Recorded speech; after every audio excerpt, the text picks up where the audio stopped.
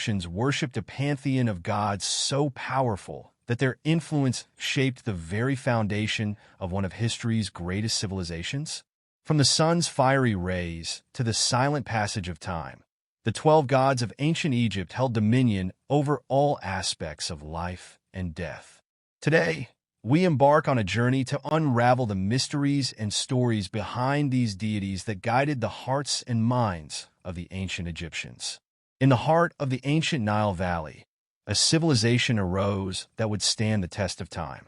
Central to their beliefs was a pantheon of gods and goddesses, each embodying different aspects of existence. The ancient Egyptians didn't just worship these gods. They lived by their laws, shaped their society around their myths, and looked to them for guidance in both life and death.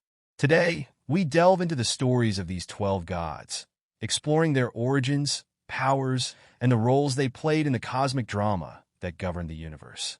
Our journey begins with the primordial gods, those who existed before time itself. The first is Nun, the god of the primordial waters. In the beginning, there was nothing but chaos, an endless sea known as Nun. From these waters emerged Adam, the self-created god, who stood upon the primeval mound, symbolizing the first land.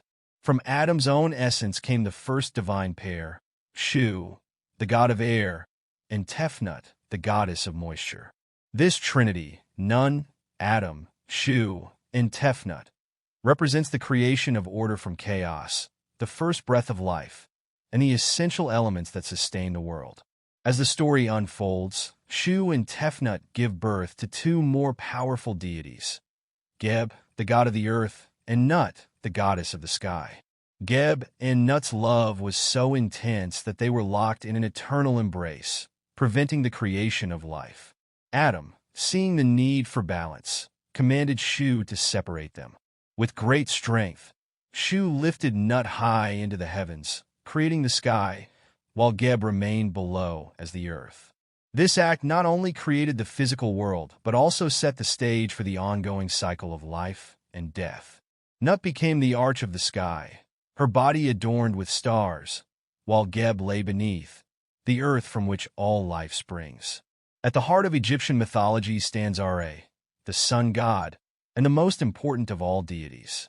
Ra is the creator of life, the one who sails across the sky in his solar bark, bringing light to the world each day.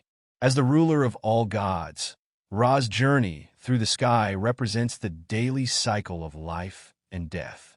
During the day, he travels from east to west, providing warmth and light.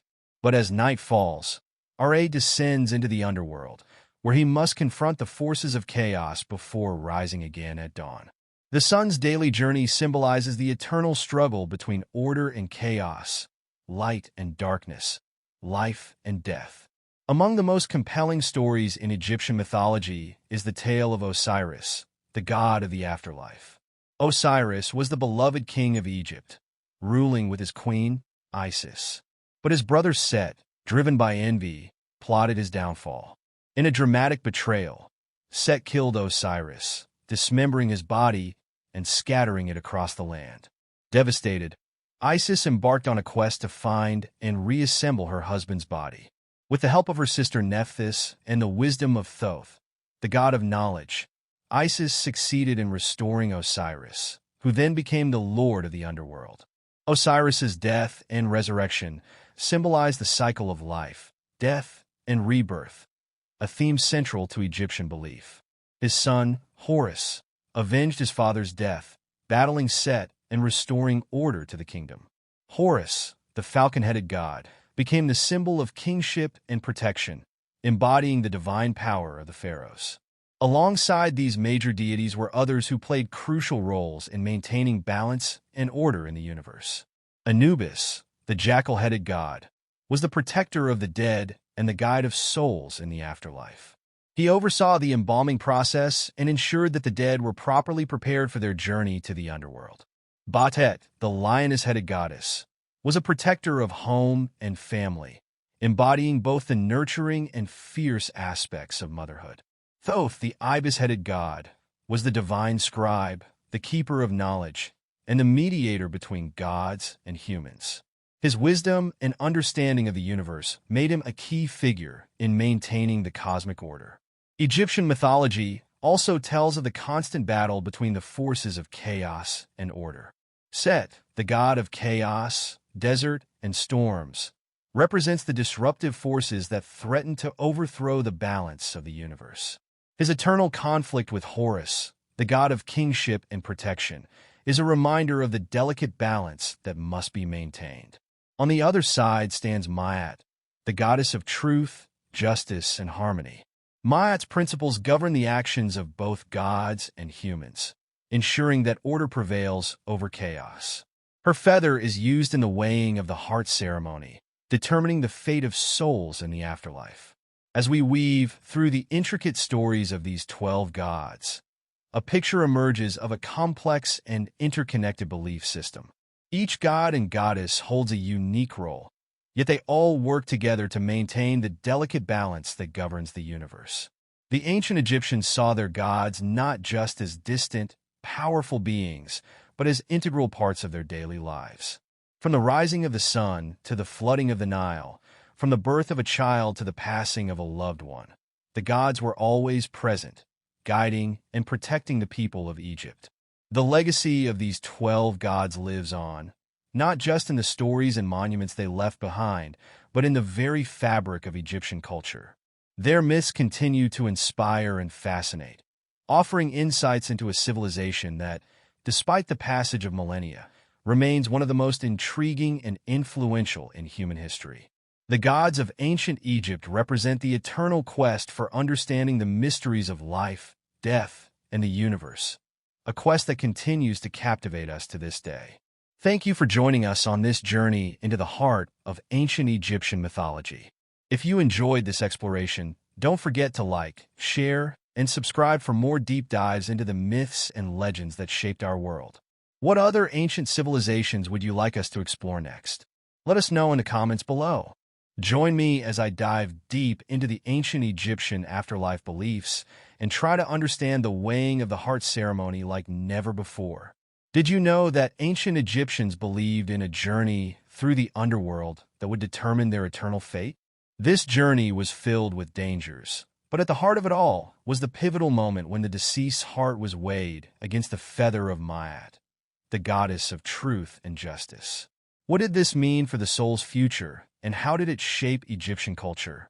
In this video, you'll explore the fascinating beliefs surrounding the afterlife in ancient Egypt, focusing specifically on the duat and the weighing of the heart ceremony.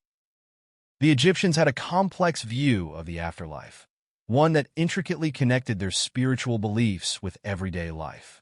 They believed that the way one lived their life on earth would directly influence their journey through the duat, a mystical realm of the dead. At the center of these beliefs was a ceremony that would either grant the deceased eternal life or condemn them to non-existence: the weighing of the heart. The challenge for ancient Egyptians didn't end with death. It was just beginning. The journey through the afterlife was filled with trials, and the fate of every soul rested on how well they had lived in accordance with Ma'at, the principle of truth, balance, and order. To the Egyptians, the afterlife was not a place you simply arrived at. It had to be earned. They believed that the soul would face several obstacles, including demonic creatures, perilous waters, and complex mazes within the duat. Each step of the journey required not just spiritual strength, but a pure heart. This is where their actions in life became crucial. Every lie, every misdeed could weigh their heart down when it was finally placed on the scales in front of the gods. The Egyptians understood life as a preparation for death. Tombs were meticulously constructed to house the body and provide for the Ka and Ba, aspects of the soul that would persist beyond death. They filled these tombs with objects and food to sustain the deceased in the afterlife. But no matter how well the tomb was stocked or how carefully the body was mummified, the true test lay ahead. Let's dive deeper into the duat, the underworld that every Egyptian soul had to traverse. This mystical realm was not just a simple path to the afterlife. It was a landscape of challenges. Here, gods, spirits, and even terrifying creatures like serpents and demons awaited the souls of the deceased. The Egyptians believed that this journey was treacherous, filled with pitfalls and hazards that could end one's soul if they weren't prepared. To protect themselves, the deceased would carry spells from the Book of the Dead, a collection of magical texts intended to guide and protect them. At the heart of this journey, however, was the weighing of the heart ceremony. This was the moment of ultimate judgment, where the heart of the deceased was weighed on the scales of justice by the god Anubis, who presided over the ceremony. The Egyptians believed that the heart contained the sum of a person's deeds, memories, and character. It was weighed against the feather of Maat, the goddess of truth and balance. If the heart was lighter or balanced with the feather, the individual would be granted passage into the afterlife, to live forever in peace. But if the heart was heavier, weighed down by sin and dishonesty, a terrifying fate awaited them. The weighing of the heart was a dramatic moment. Anubis, with the scales in hand, would place the deceased's heart on one side and the feather of Maat on the other. It's important to understand that in Egyptian culture, the heart was seen as the seat of the soul and morality. Unlike other ancient civilizations that considered the brain as central, the Egyptians believed the heart contained a person's thoughts, emotions, and experiences. Standing nearby was the goddess Ammit, a fearsome creature with the head of a crocodile, the body of a lion, and the hindquarters of a hippopotamus. If the heart weighed heavier than the feather, it was immediately devoured by Ammit. This meant the soul was condemned to eternal destruction, essentially erased from existence, an idea more frightening than hell for the Egyptians, as they deeply believed in the continuation of life after death. For those whose hearts were light and balanced, the rewards were eternal. The soul would be led by the god Horus to Osiris, the ruler of the underworld, to live a peaceful afterlife in the field of reeds, an idealized version of life on earth. The Egyptians envisioned this realm as a place of abundance and tranquility, free from suffering.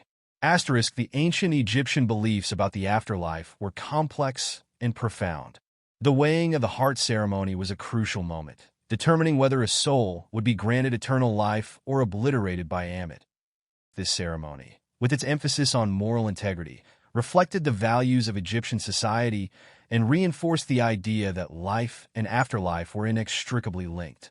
To them, death was not an end, but a passage to something greater, provided one lived in accordance with Maat. What are your thoughts on the weighing of the heart ceremony? Could you imagine living a life where every action you take is thought of as being weighed after death? Let me know in the comments below. And if you enjoyed this dive into Egyptian mythology, don't forget to check out my other videos on this fascinating civilization.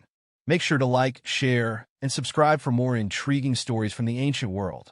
Ancient Egypt, a land of wonder, mystery, and awe, was deeply rooted in rituals that connected them to their gods, the afterlife, and the cosmic order. These rituals were not just religious practices, but the lifeblood of their society.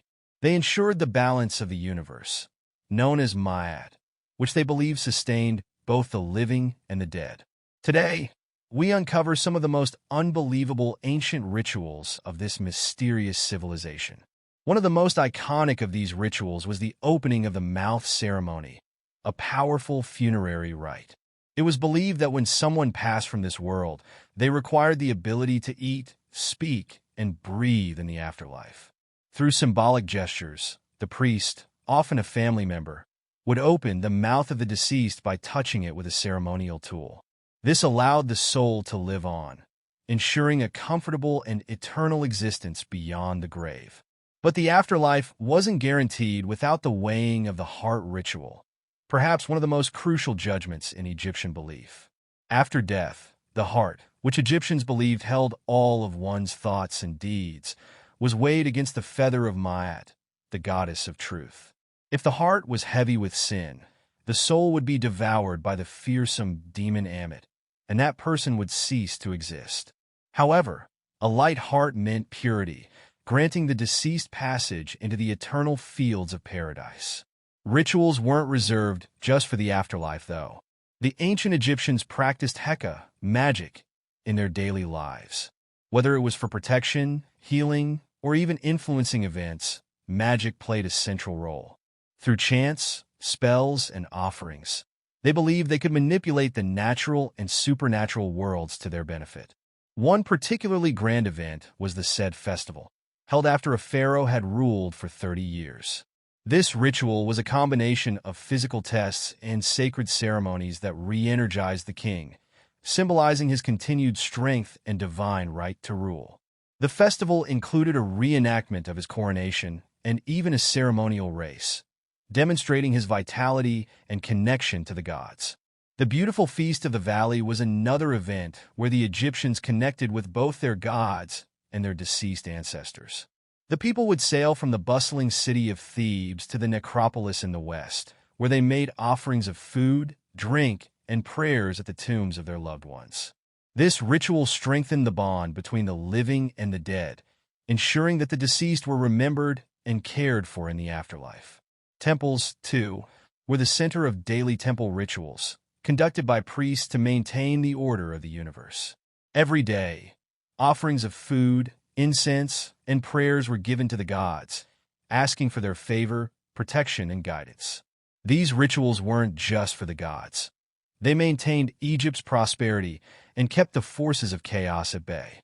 Perhaps one of the most fascinating rituals was the Festival of Opet, a grand procession celebrating the renewal of the pharaoh's divine right to rule. The statue of Ammonius, the chief god of Thebes, would be carried from the Karnak temple to the Luxor temple, symbolizing the union between the king and the divine. The streets were filled with music, dancing, and offerings in what was one of the most joyous celebrations in ancient Egypt. And for those seeking a bountiful harvest, there was the Feast of Min, dedicated to the god of fertility and reproduction. The pharaoh or priest would perform symbolic rituals, such as plowing the earth, ensuring that Egypt would be blessed with abundant crops and renewed life. The meticulous process of mummification itself was an elaborate ritual that prepared the body for the journey to the afterlife. Priests would perform sacred rites to cleanse, embalm, and wrap the body in fine linen, placing protective amulets between the layers to safeguard the soul. Mummification was not just about preserving the body. It was a magical process that ensured the deceased could navigate the afterlife's perils. These rituals, whether daily, funerary, or festival, reflect the Egyptians' deep belief in maintaining harmony with their gods and preparing for a seamless transition into the afterlife. From the grand New Year festival of Weepa, which celebrated the Nile's inundation and the renewal of the land, to the intimate funerary banquets, where families dined with their dead, Egypt's culture was steeped in symbolism and reverence for the divine. To this day, these ancient rituals continue to fascinate and mystify us, offering a glimpse into the extraordinary spiritual world of one of history's greatest civilizations. The grandeur and magic of Egypt live on, not only in its monuments, but in its rituals that have left an indelible mark on the annals of history. If you've enjoyed this dive into ancient Egypt's mysterious rituals, don't forget to like this video, subscribe to the channel, and leave a comment below with your thoughts on which ritual fascinated you the most. Let's keep the mystery alive. Join me as I dive into the mysteries of ancient Egyptian magic and try to unlock its most powerful spells and sorcery. From the mystical rites that guided the journey to the afterlife to the incantations that summoned the protection of powerful deities, ancient Egyptian magic holds secrets that continue to fascinate and intrigue us today. In this video, you'll discover the fascinating realm of ancient Egyptian magic, including the spells, sorcery, and mysticism that shaped their beliefs and practices. Despite its significance, much of Egyptian magic remains a mystery to modern audiences. Many of us are familiar with the iconic pyramids, mummies, and hieroglyphics, but the underlying magical practices that govern their daily lives are often overlooked. To truly understand ancient Egyptian culture, we need to delve deeper into their mystical worldview. Egyptian magic was a complex system that wove together mythology, astrology, and spiritual practices to create a rich tapestry of rituals and spells.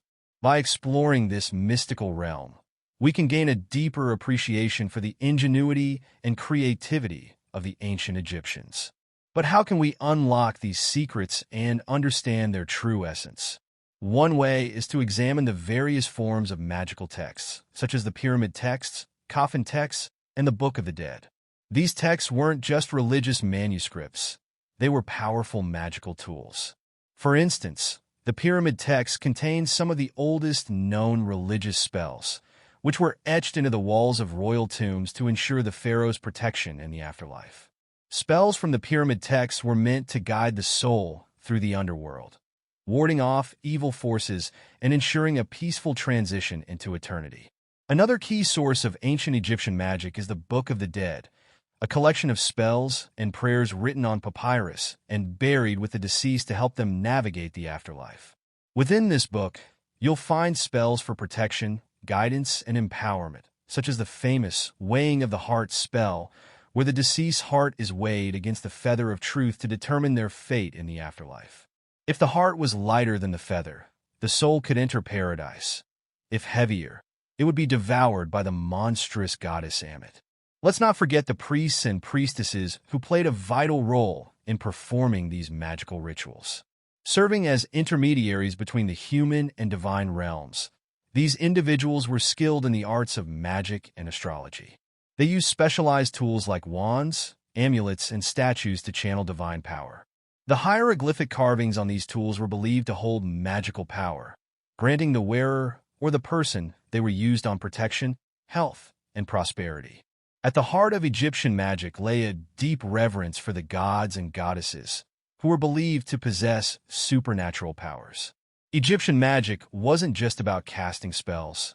It was about invoking the favor of the gods to manipulate the forces of nature and reality itself. The Egyptians developed an elaborate pantheon of deities, each with their own distinct personality and sphere of influence. For instance, Isis, one of the most beloved and powerful goddesses, was associated with magic, healing, and protection. She was often invoked in spells meant to safeguard loved ones or restore health. Isis herself was a master of spells, once using magic to learn the secret name of the sun god Re, which gave her immense power. Another example is Anubis, the god of mummification and the afterlife, who was often called upon in funerary rites to guide the souls of the dead. His presence was key to ensuring a smooth passage into the afterlife, with spells and prayers invoking his guidance to protect the deceased from the dangers of the underworld. Rituals, too, were central to Egyptian magic. These rituals often involved a combination of spoken spells, symbolic gestures, and offerings to the gods. For example, during the festival of Weepa Trempet, the Egyptian New Year, priests performed elaborate rituals to renew the powers of the pharaoh and ensure prosperity for the kingdom. Ritual tools like ceremonial masks, sistrums, musical instruments used in religious ceremonies, and incense burners were used to call forth the presence of deities and spirits, creating a sacred space for the magical rites to unfold. One particularly powerful and well-known magical ritual was the opening the mouth ceremony, which was performed during the mummification process.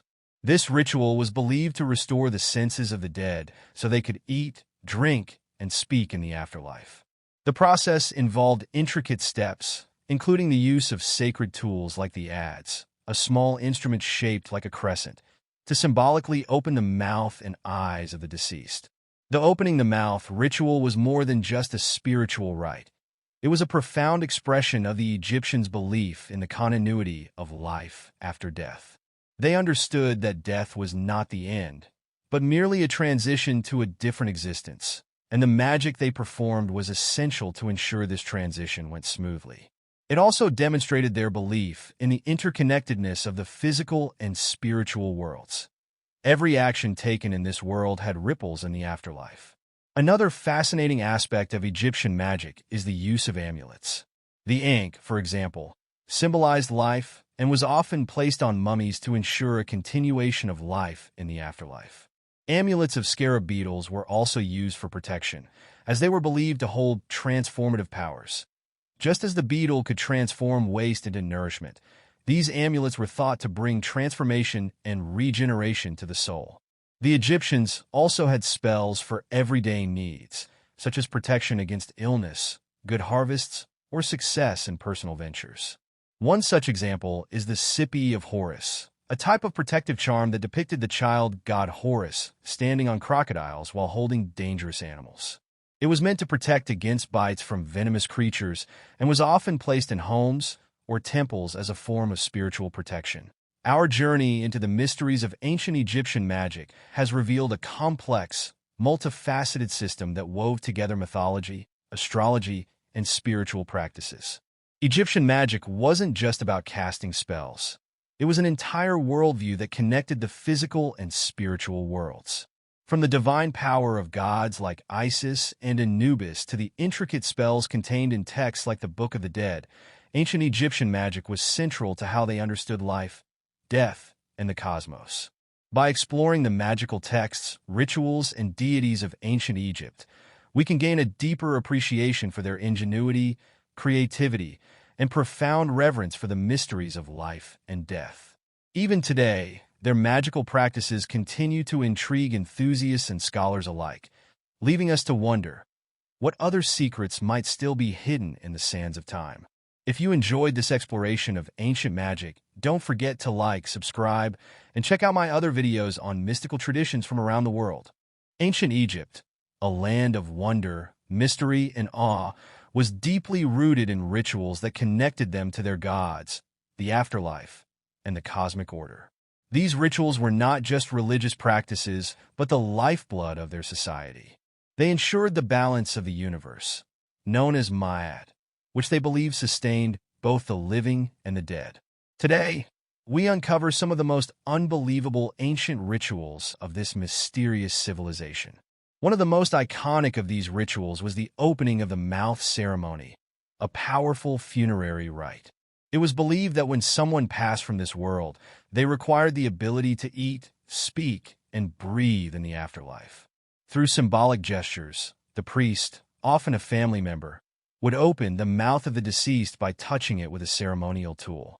This allowed the soul to live on, ensuring a comfortable and eternal existence beyond the grave.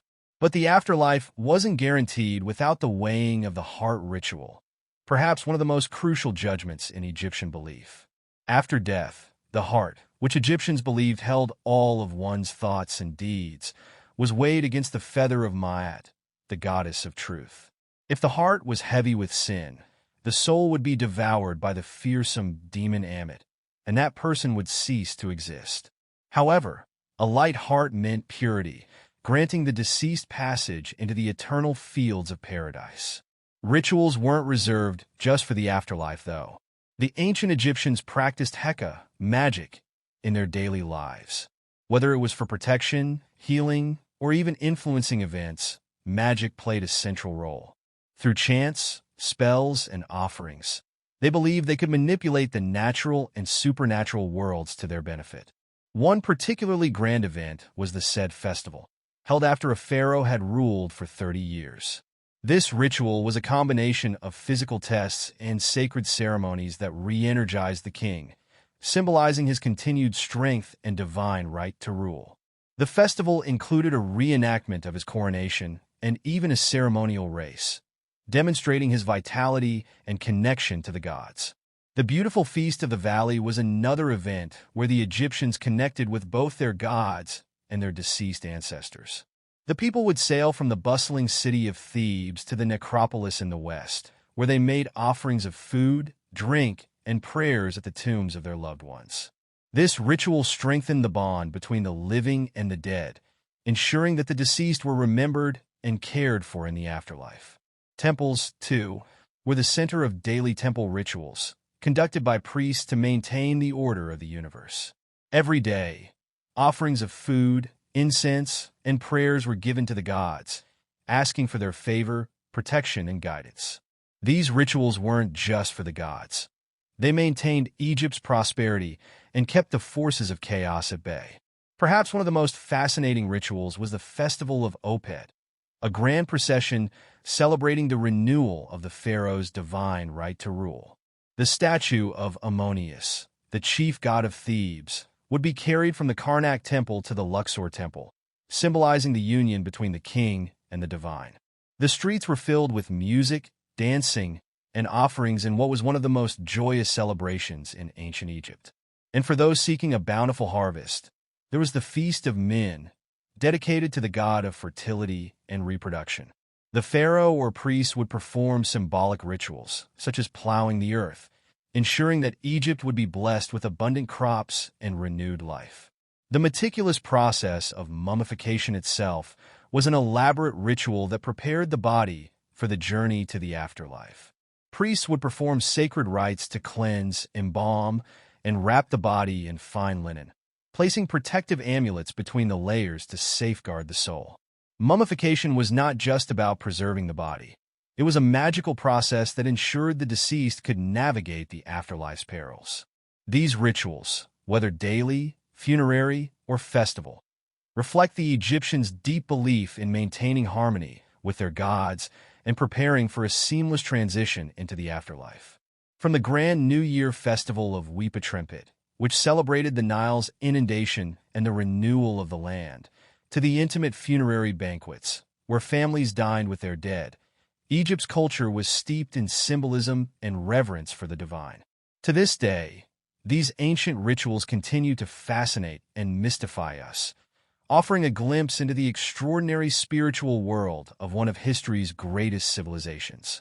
The grandeur and magic of Egypt live on, not only in its monuments, but in its rituals that have left an indelible mark on the annals of history.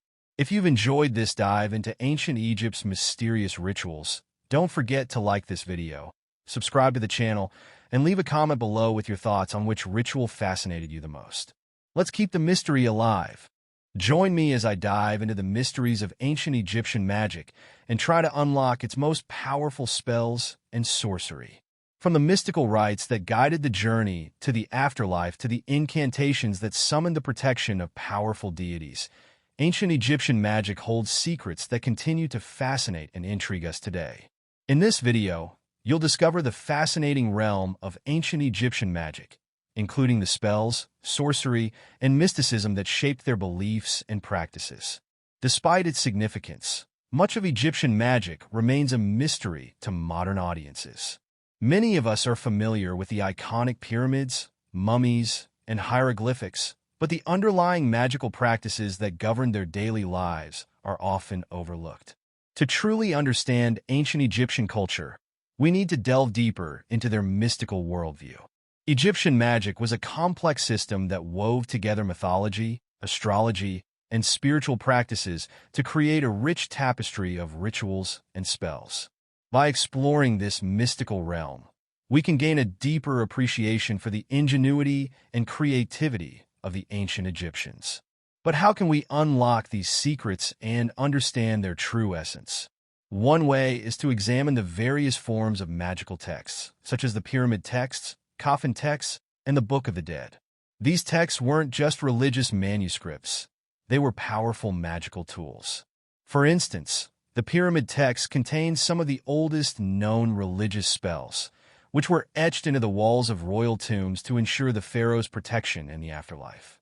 Spells from the pyramid texts were meant to guide the soul through the underworld, warding off evil forces and ensuring a peaceful transition into eternity.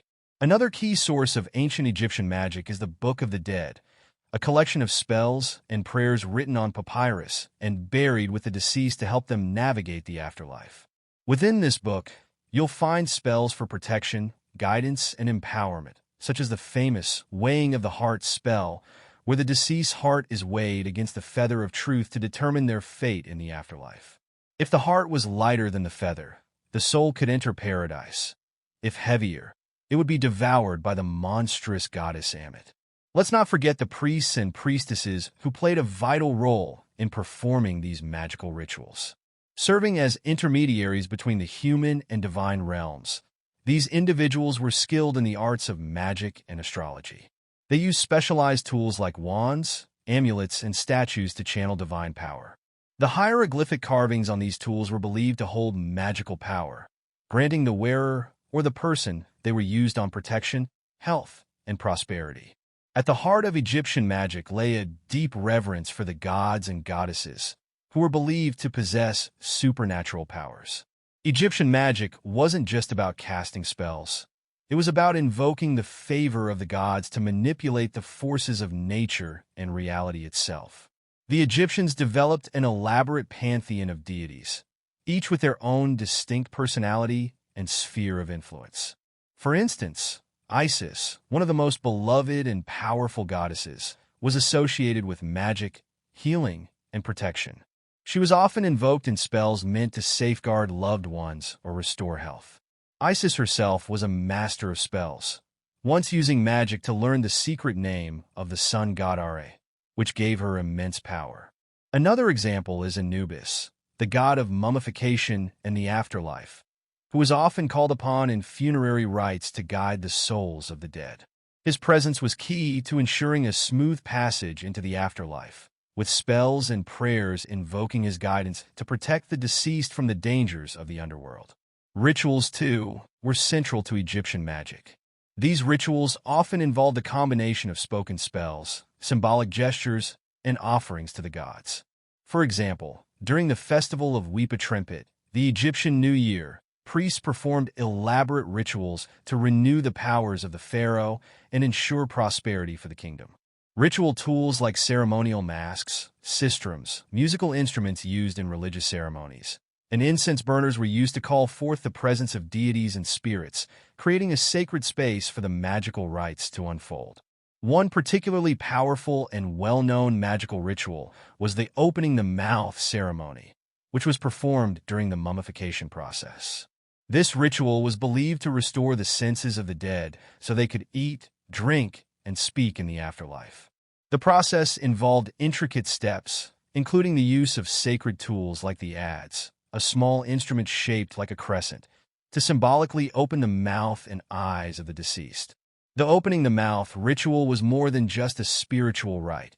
It was a profound expression of the Egyptians' belief in the continuity of life after death. They understood that death was not the end, but merely a transition to a different existence, and the magic they performed was essential to ensure this transition went smoothly.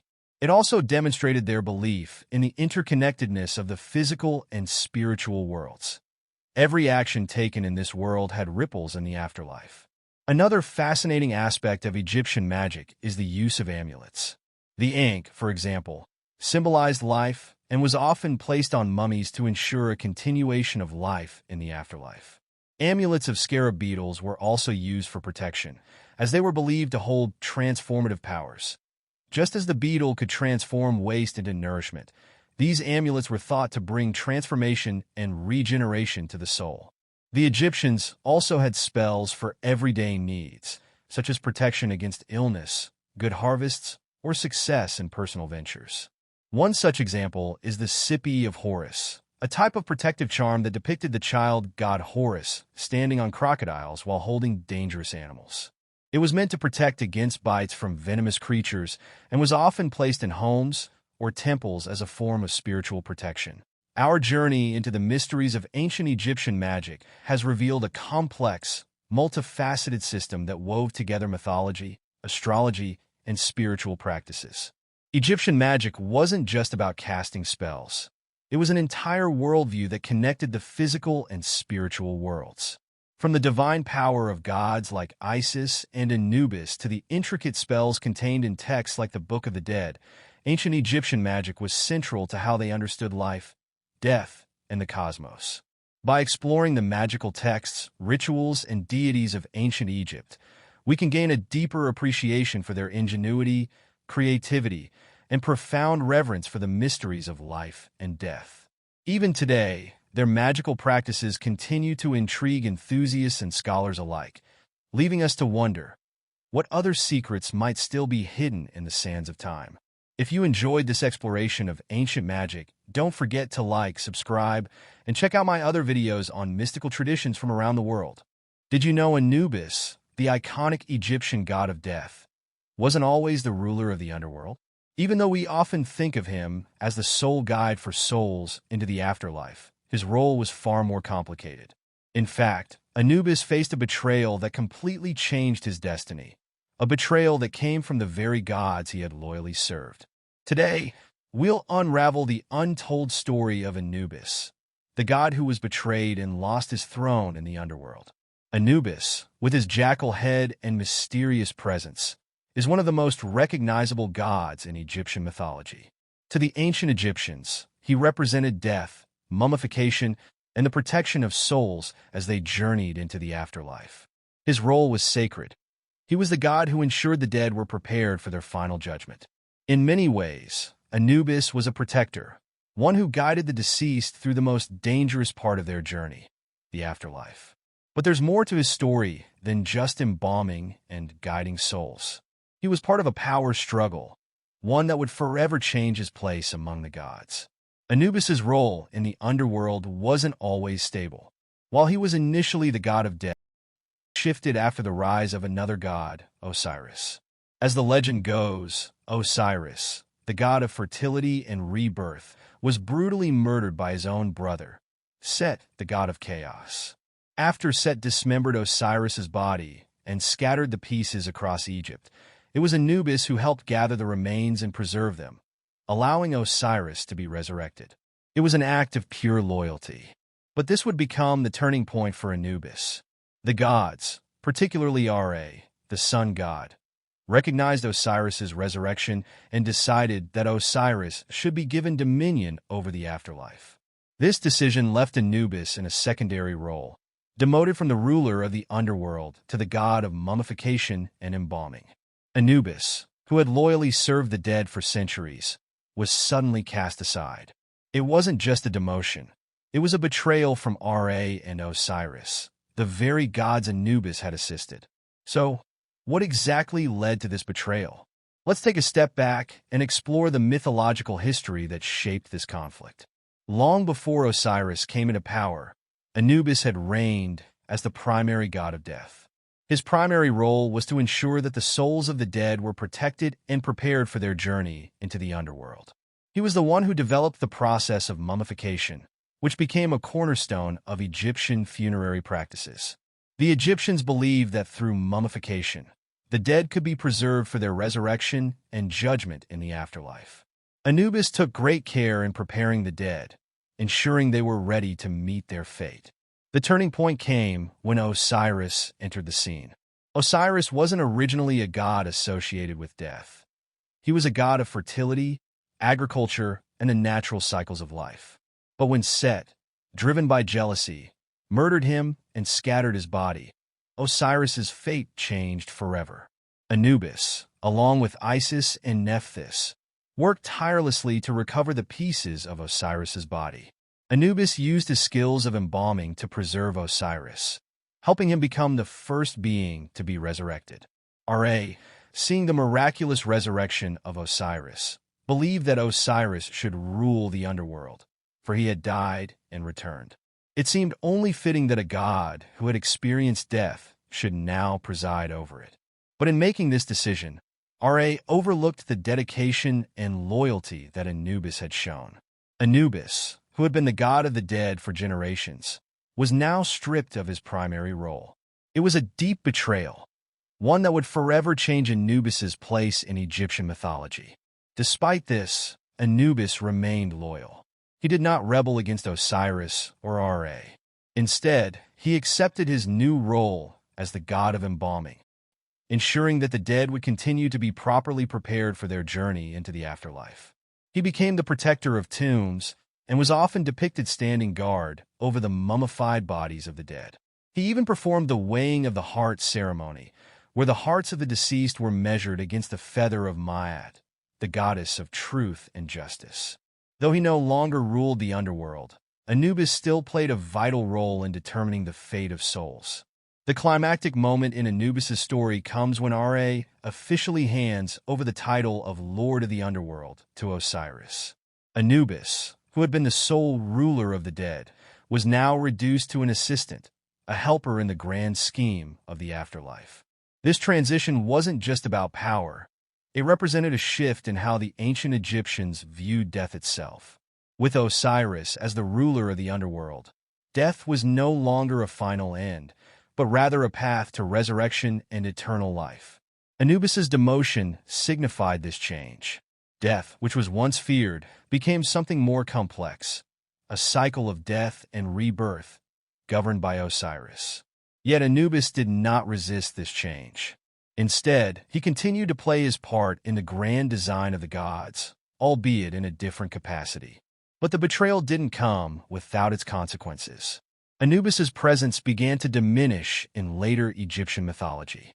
While he was still respected, Osiris took the spotlight, becoming the most prominent god associated with the afterlife. Anubis's loyalty, while admirable, led to his reduced status in the pantheon. The gods had betrayed him, and in a way, so did the people, as Osiris's cult grew in prominence while Anubis's faded into the background.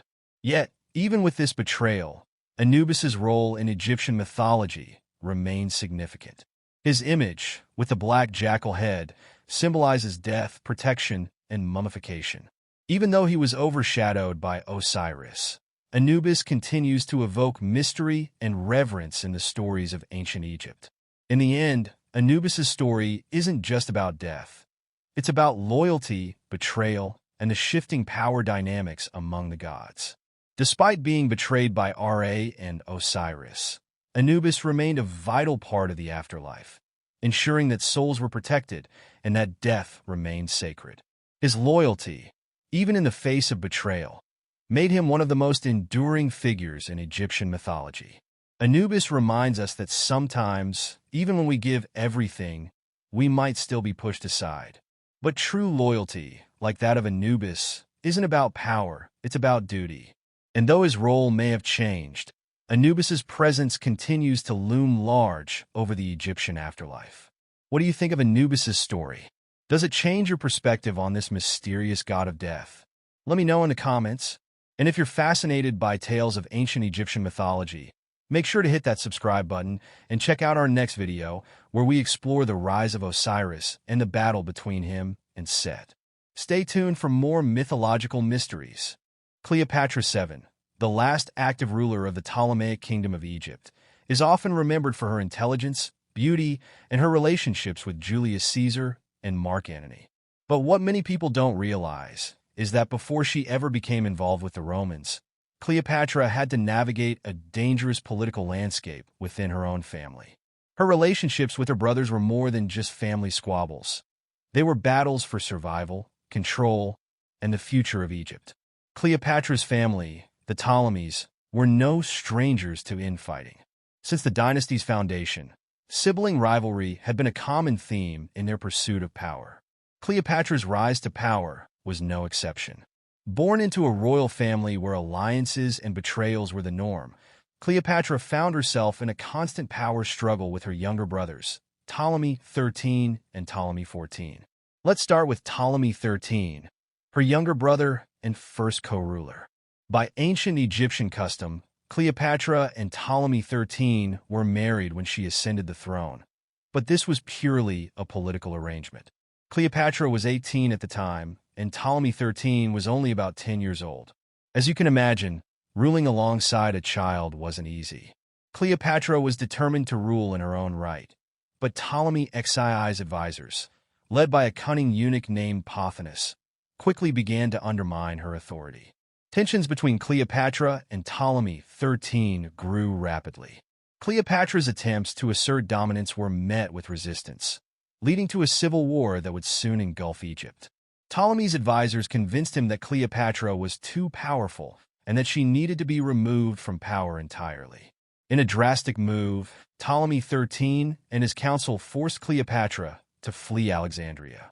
However, Cleopatra was not one to be easily defeated.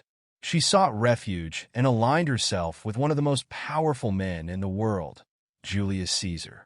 In what is perhaps one of the most legendary moments of her life, Cleopatra had herself smuggled into Caesar's chambers, reportedly rolled up in a carpet, to plead her case. This bold move won her Caesar's favor, and with his military backing, she was able to return to Alexandria, sparking the Alexandrian War.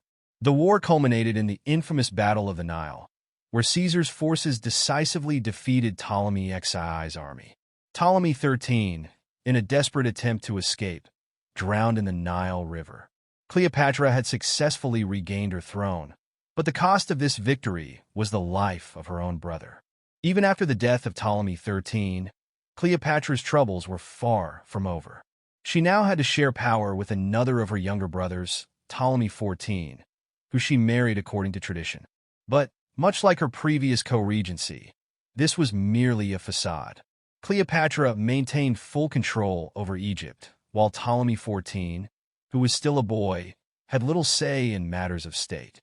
Once again, Cleopatra relied on her intelligence and political savvy to maintain power, but she didn't just stop there. After Caesar's assassination in 44 BC, Cleopatra was quick to align herself with Mark Antony, one of Rome's most powerful men and Caesar's ally. This alliance, both romantic and political, strengthened Cleopatra's position but further strained her relationship with her brother Ptolemy XIV. Some sources suggest that Cleopatra saw her younger brother as a potential threat to her rule, and in a move that stunned even her contemporaries, she had Ptolemy XIV poisoned, clearing the way for her son, Caesarion, fathered by Julius Caesar, to become her co-ruler. This ruthless decision highlights just how far Cleopatra was willing to go to secure her throne. She knew that any potential rival could weaken her grip on power, and in the cutthroat world of ancient politics, family ties often came second to survival. Cleopatra's reign was marked by more than just these familial betrayals. The Ptolemaic dynasty was one of the most tumultuous in ancient history, and Cleopatra's relationships with her brothers are a prime example of how power struggles within royal families could shape the course of history. Cleopatra herself had witnessed the brutal tactics of her predecessors. For example, her father, Ptolemy XII, had been forced into exile after losing the support of the Alexandrian people, only to return with the help of Roman forces. This pattern of relying on foreign intervention to secure the throne was not new, but Cleopatra mastered it in a way that was unprecedented. It's important to understand that ancient Egypt during Cleopatra's time was not the Egypt of the grand pyramids and pharaohs of old. By this point, Egypt had been under foreign rule for centuries, and the Ptolemies themselves were of Macedonian Greek origin, not native Egyptians. Cleopatra, however, was unique among the Ptolemies in that she embraced Egyptian culture more fully than her predecessors. She spoke the Egyptian language, adopted religious symbols, and portrayed herself as the reincarnation of the goddess Isis.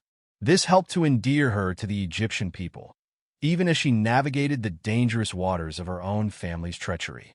The Ptolemaic dynasty had always been marked by sibling rivalry and intrigue. For example, Cleopatra's own ancestors had seen similar struggles for power.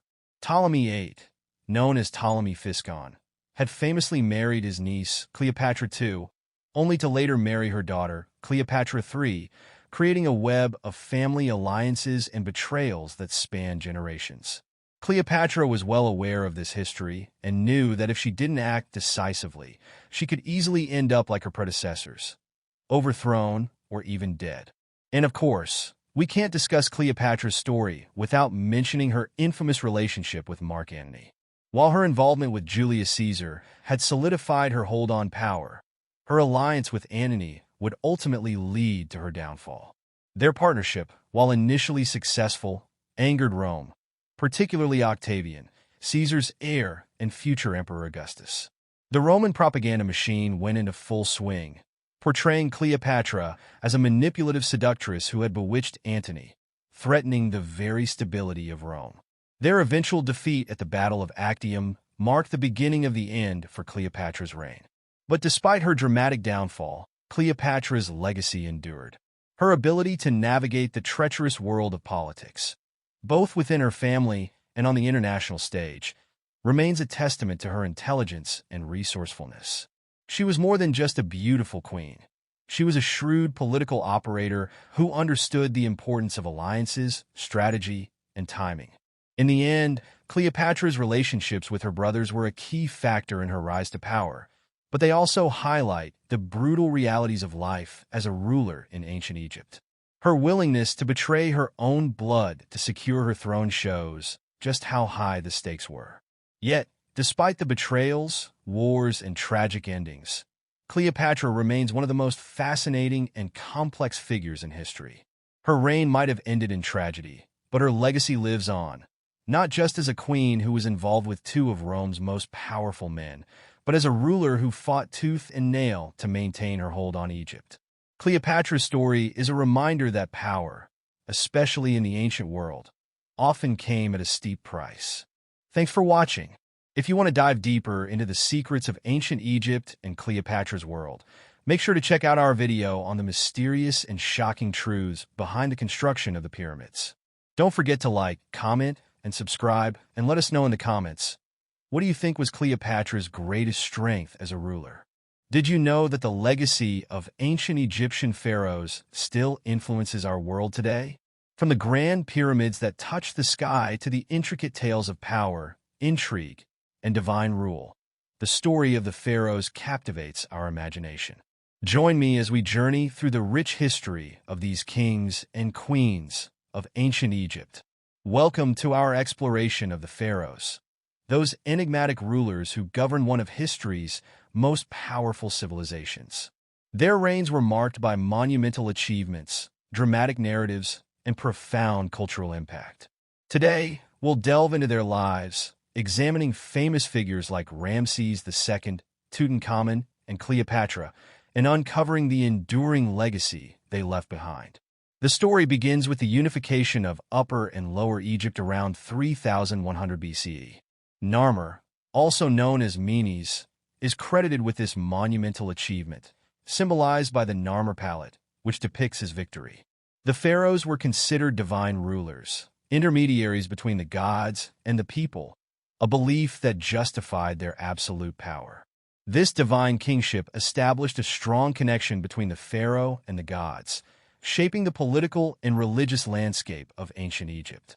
One of the most renowned pharaohs was Ramses II, often referred to as Ramses the Great. His reign from 1279 to 1213 BCE was marked by monumental construction projects, including the iconic temples at Abu Simbel, which were carved out of a mountainside to honor himself and the gods. Ramses II also engaged in significant military campaigns, most notably the Battle of Kadesh, where he faced off against the Hittites. His strategic prowess and impressive peace treaty showcased his ability to maintain stability in a tumultuous period. Next, we turn to Tutankhamun, the boy king who ascended the throne at just 9 years old. His reign may have been short-lived, but it became legendary after the discovery of his nearly intact tomb in 1922 by Howard Carter. The treasures found within, including his famous golden mask, offered invaluable insights into ancient Egyptian burial practices and material culture. Tutankhamun's restoration of traditional polytheistic worship after the monotheistic reign of Akhenaten further illustrates the dynamic nature of ancient Egyptian religion. No discussion of pharaohs would be complete without Cleopatra VII, the last pharaoh of Egypt. Known for her intelligence and political acumen, she forged alliances with powerful Roman leaders, including Julius Caesar and Mark Antony, to preserve her kingdom's independence amidst Roman expansion. Cleopatra's reign marked a significant cultural exchange between Rome and Egypt, influencing art, literature, and politics. Her dramatic life and untimely death symbolized the end of an era, as Egypt transitioned from a pharaonic dynasty to Roman rule. The construction of the pyramid stands as one of the most enduring legacies of the pharaohs. The Great Pyramid of Giza, built for Pharaoh Khufu, remains a testament to the ingenuity and ambition of ancient Egyptian engineering. Theories about how these monumental structures were built range from the use of a massive labor force to sophisticated ramps and levers. Each pyramid served not just as a tomb, but also as a symbol of the pharaoh's divine status and their journey into the afterlife. The pharaohs were deeply entwined with Egyptian mythology and religion. Major gods like Osiris, Isis, and Ra played crucial roles in daily life and governance. The pharaoh was often seen as the living embodiment of Horus, the sky god, and their reign was justified through the myth of divine order. Elaborate burial practices, including mummification and the construction of elaborate tombs, reflected the belief in an afterlife, ensuring the pharaoh's continued influence beyond death. While male pharaohs often dominated history, powerful women also shaped ancient Egypt. Hatshepsut, one of the few female pharaohs, ruled during the 18th dynasty and is known for her ambitious building projects, including her mortuary temple at Deir el-Bahari. Nefertiti, the wife of Akhenaten, played a significant role in promoting the worship of the sun god Aten. Their reigns illustrate the vital contributions of women in a male-dominated society. The decline of pharaonic power was gradual, influenced by internal strife, foreign invasions, and economic challenges. As Egypt faced incursions from the Libyans, Nubians, and eventually the Persians, the centralized power of the pharaohs weakened. The shift from divine kingship to foreign rule marked a significant transformation in Egyptian society. The pharaohs of ancient Egypt were not just rulers. They were cultural icons whose legacies continue to inspire awe and fascination. Their stories remind us of the complexity of leadership, the significance of cultural exchange, and the enduring impact of history on our modern world. What fascinates you the most about ancient Egyptian pharaohs? Share your thoughts in the comments below, and don't forget to like and subscribe for more captivating tales from history. Join me as I dig deep into the mysteries of the Sphinx and try to uncover secrets buried in the desert sand. The Great Sphinx of Giza is one of the most iconic and mysterious monuments of ancient Egypt, standing watch over the pyramids and shrouded in secrecy and speculation for thousands of years. It has captured the imagination of historians, archaeologists, and travelers alike, each wondering about its true origins, purpose, and the stories hidden within its stone. But when it comes to unraveling the secrets of the Sphinx, historians and archaeologists face a multitude of challenges. One of the greatest obstacles in uncovering its secrets is the lack of written records. Unlike many other Egyptian monuments, there are no inscriptions or detailed accounts that explain its construction or purpose. This has led scholars to rely on theories, many of which are based on the surrounding archaeological context and the study of pharaonic history. Another challenge lies in the sheer age of the Sphinx. Believed to have been constructed around 2500 BC during the reign of Pharaoh Khafre, the monument has withstood millennia of erosion from the desert's harsh winds and sands. The relentless elements have eroded its surface, erasing intricate details and making it more difficult to determine its original appearance.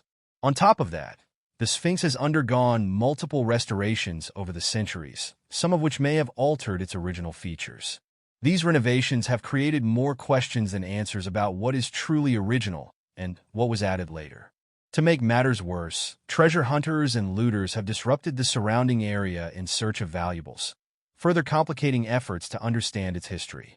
Despite these challenges, one of the prevailing theories is that the Sphinx was built as a monument to Pharaoh Khafre, whose pyramid stands nearby. Many scholars believe the Sphinx represents the likeness of Khafre himself, symbolizing his divine power and strength. This theory is supported by the Sphinx's proximity to the Khafre pyramid and its alignment with the architectural elements of the Giza Plateau. However, alternative theories suggest the Sphinx may have served other purposes. Some believe it could have been a guardian of the pyramids, standing watch over the sacred tombs of the pharaohs. Others speculate that the Sphinx was a symbol of divine wisdom, reflecting the pharaoh's role as a mediator between the gods and the people. In recent years, the discovery of tunnels and passageways beneath the Sphinx has added a new layer of intrigue. These hidden chambers, which have only been partially explored, may hold the key to understanding the true purpose of the Sphinx. Some researchers believe these tunnels could lead to undiscovered artifacts or texts that shed light on the monument's construction and significance. Could these chambers contain the lost knowledge of the ancient builders, or are they the result of later modifications? One of the most controversial theories surrounding the Sphinx is that it might be much older than traditionally believed. Some geologists studying erosion patterns on the Sphinx's body have proposed that the monument was exposed to significant rainfall and flooding, possibly during the end of the last ice age, around 10,000 BC. If true, this would place the construction of the Sphinx thousands of years before the reign of Khafre, potentially making it one of the oldest monuments on Earth. This theory, known as the water erosion hypothesis, has sparked fierce debate among scholars. If the Sphinx truly predates the pyramids, it would force us to reconsider everything we know about early Egyptian civilization. It could suggest that an earlier, lost civilization built the Sphinx, and that much of Egypt's monumental architecture may have been inspired by this forgotten era. Beyond its construction and purpose, the Sphinx has long been a symbol of mystery, power, and wisdom. Its lion body and human head are believed to represent the combination of animal strength and human intelligence, qualities that the ancient Egyptians revered. Some also associate the Sphinx with the sun god Ra, as it faces east toward the rising sun. This alignment has led to speculation that the Sphinx played a role in solar worship, possibly acting as a protector or symbol of rebirth and renewal. In modern culture, the Sphinx's enigmatic presence continues to captivate the imagination. From movies and books to documentaries and artwork, the Sphinx has become an enduring symbol of mystery and the quest for knowledge. It has appeared in countless biographies and historical profiles, representing the endless pursuit of uncovering the truth about our past. Its image serves as a reminder that even in the modern world, there are still secrets left to be discovered, waiting to be unearthed by those who dare to seek them. As we continue to explore the mysteries of the Sphinx, we are reminded that the pursuit of knowledge is never complete. There are always new questions to ask, new secrets to uncover, and new discoveries to be made. The Great Sphinx of Giza is not just a monument from the past. It is a living symbol of humanity's curiosity and determination to understand the world around us. Thanks for joining me on this journey into the heart of the Sphinx. If you have any thoughts or theories about this ancient enigma, I'd love to hear them in the comments below. And if you'd like me to explore more ancient mysteries in future videos, let me know. Atlas, the strongest of the Titans, was condemned to an eternity of holding up the sky. But was his punishment truly deserved, or was it an overreaction by Zeus? In today's video, we're diving deep into the myth of Atlas to uncover whether the punishment fit the crime, or if there's more to the story than meets the eye. Greek mythology is filled with powerful gods, rebellious titans, and epic punishments. One of the most famous punishments is the story of Atlas. As a leader of the Titans in their battle against Zeus and the Olympians, Atlas faced a fate that would change his life forever. After the Titans were defeated in the Titanomachy, the great war between the old gods and the new, Zeus sentenced Atlas to hold the weight of the heavens on his shoulders for all eternity.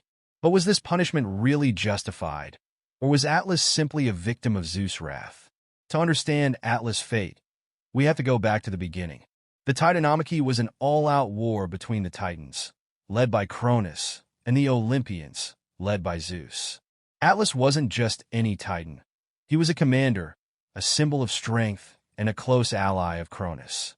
In many versions of the myth, he's depicted as one of the most dedicated fighters against the Olympian gods, standing tall and fearless in the face of Zeus' rebellion. When the Olympians won the war, Zeus had a choice: forgive or punish. For most Titans, the punishment was imprisonment in Tartarus, the deepest part of the underworld. But for Atlas, Zeus had something far more personal in mind. Instead of being thrown into Tartarus like his fellow Titans, Atlas was given a unique and symbolic punishment: holding up the heavens on his shoulders. In some interpretations, this means holding up the sky to separate it from the earth. It's a burden that represents not just physical strength, but also immense responsibility. But why Atlas? Many myths suggest that Atlas' punishment was meant to be a warning, a reminder to anyone who dared to defy Zeus. Atlas wasn't just any Titan. He was one of the key players in the war, and by making him bear the weight of the heavens, Zeus asserted his dominance over both the Titans and the universe itself. Now, let's dive into the real question. Did Atlas deserve this punishment? On one hand, he did actively fight against the Olympians and sought to keep the Titans in power. But compared to other punishments, was this fate too harsh? Other Titans, like Cronus, were simply imprisoned in Tartarus. Prometheus, another famous Titan, suffered daily torment, but even his punishment eventually ended. In contrast, Atlas' punishment was never-ending. It wasn't just painful, it was isolating. Condemned to hold up the sky for all eternity, Atlas was separated from both the earth below and the gods above. Some scholars believe that this punishment was symbolic of more than just rebellion. Atlas, in a way, represented the burden of leadership and responsibility. His fate could be interpreted as Zeus' way of forcing Atlas to bear the weight of the world, literally and figuratively, for his actions. The image of Atlas, carrying the heavens on his shoulders, has become one of the most enduring symbols in mythology. In fact, even today, we often refer to people who bear heavy responsibilities as having the weight of the world on their shoulders. But what's interesting is how different cultures and periods interpreted Atlas' punishment. In some ancient art, Atlas is depicted as a tragic figure, stoic and strong, yet forever burdened. This can be seen as a metaphor for endurance in the face of hardship. Some versions of the myth even suggest that Atlas wasn't being punished, but rather, he was chosen because he was the only one strong enough to hold up the heavens. Was Zeus perhaps acknowledging Atlas' strength, even in defeat? Atlas' story didn't end with his punishment. He appears in other myths as well, most notably when the hero Heracles, or Hercules, comes to him for help during his 12 labors. Heracles needed the golden apples from the Garden of the Hesperides, and Atlas, being the father of the Hesperides, knew the way. For a brief moment, Atlas was free from his burden. Heracles took his place, holding the heavens while Atlas retrieved the apples. However, when Atlas tried to trick Heracles into carrying the heavens forever, Heracles outsmarted him and left Atlas to resume his eternal task. This part of the myth adds another layer to Atlas' character, one of cunning, perhaps desperation, but ultimately a return to his fate. So, did Atlas deserve his punishment? In many ways, Atlas' fate feels disproportionate to his crime. After all, he was just one of many titans who opposed Zeus. But Zeus' decision to make Atlas bear the weight of the heavens wasn't just about punishment. It was about sending a message. Atlas' story continues to captivate us because it resonates with the concept of strength, responsibility, and the price of rebellion. His punishment was not just physical, but deeply symbolic, and it continues to remind us of the balance of power and the burdens that come with leadership. What do you think? Was Atlas' punishment fair? Or was Zeus simply asserting his dominance? Let me know your thoughts in the comments below, and don't forget to like and subscribe for more deep dives into the myths and legends of ancient history. If you enjoyed this video, check out my other videos on Greek mythology, where we explore the fascinating stories of the gods, titans. Join me as I dive into the wild world of Seth, the Egyptian god of chaos and disorder, and see if I can uncover his secrets while tackling some chaotic challenges along the way. Seth has often been considered one of the more controversial figures in Egyptian mythology, but there's so much more to him than his role as a troublemaker. He's a god of complexity, duality, and balance. And by the end of this video, you'll see why. So, buckle up as we tackle Seth's wild and often misunderstood story. Now, Seth is known as the god of chaos, but let's explore what that really means.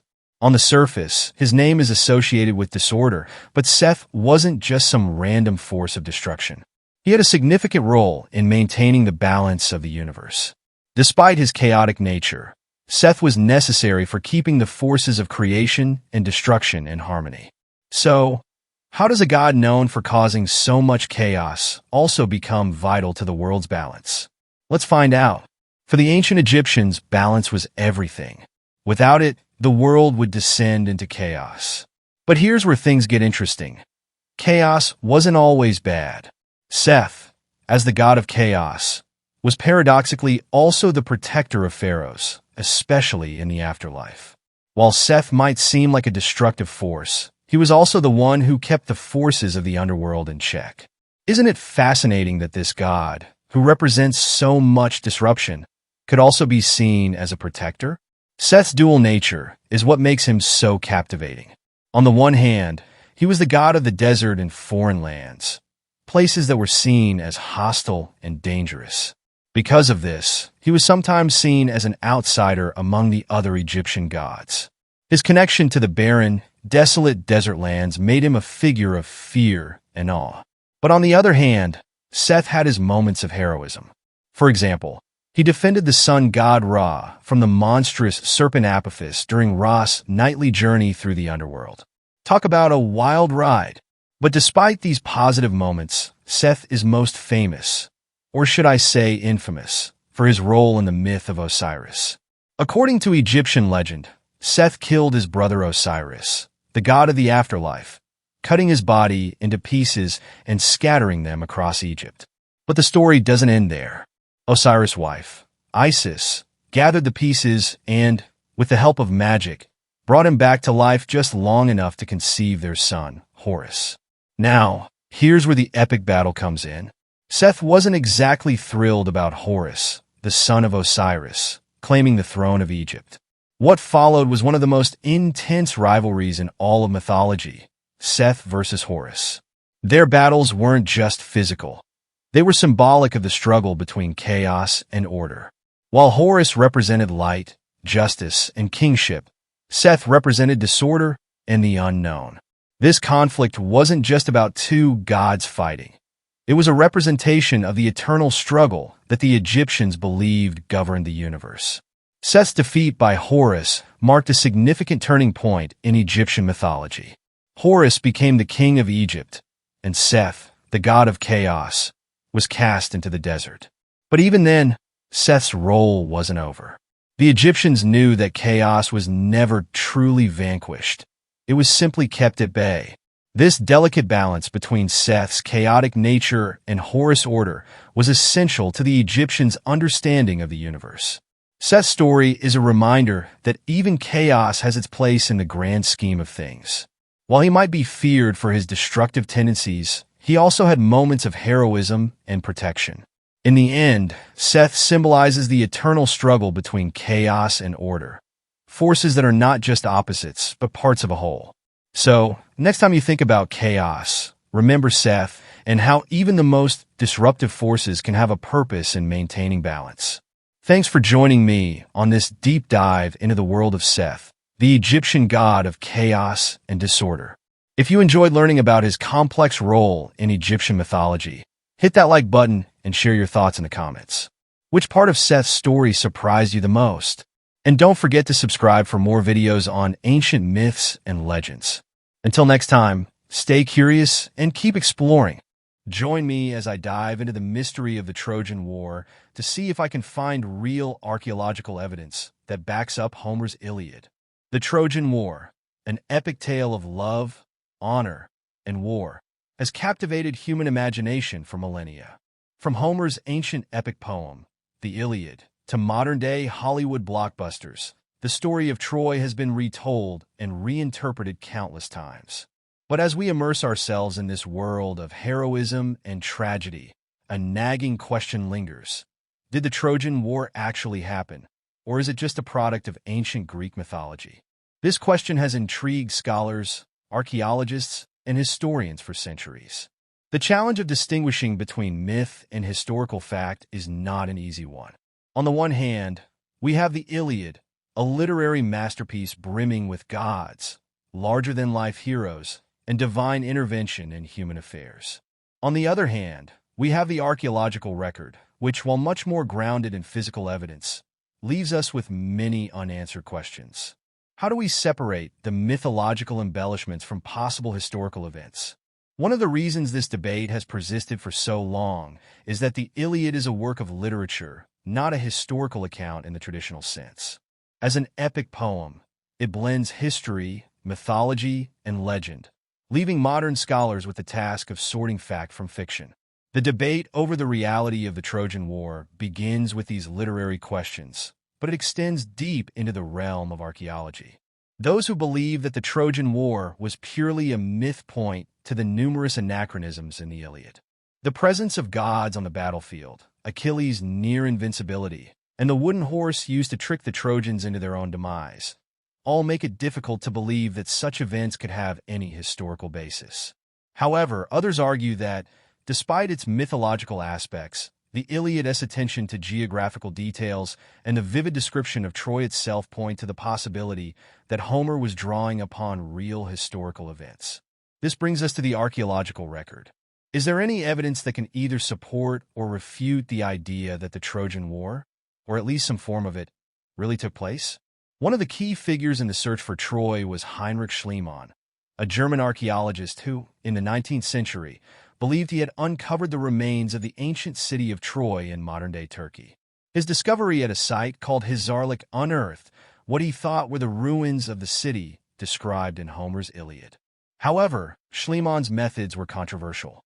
Critics argue that his excavation techniques were crude by today's standards, and that his eagerness to match his finds to Homer's story may have led him to interpret the evidence too optimistically.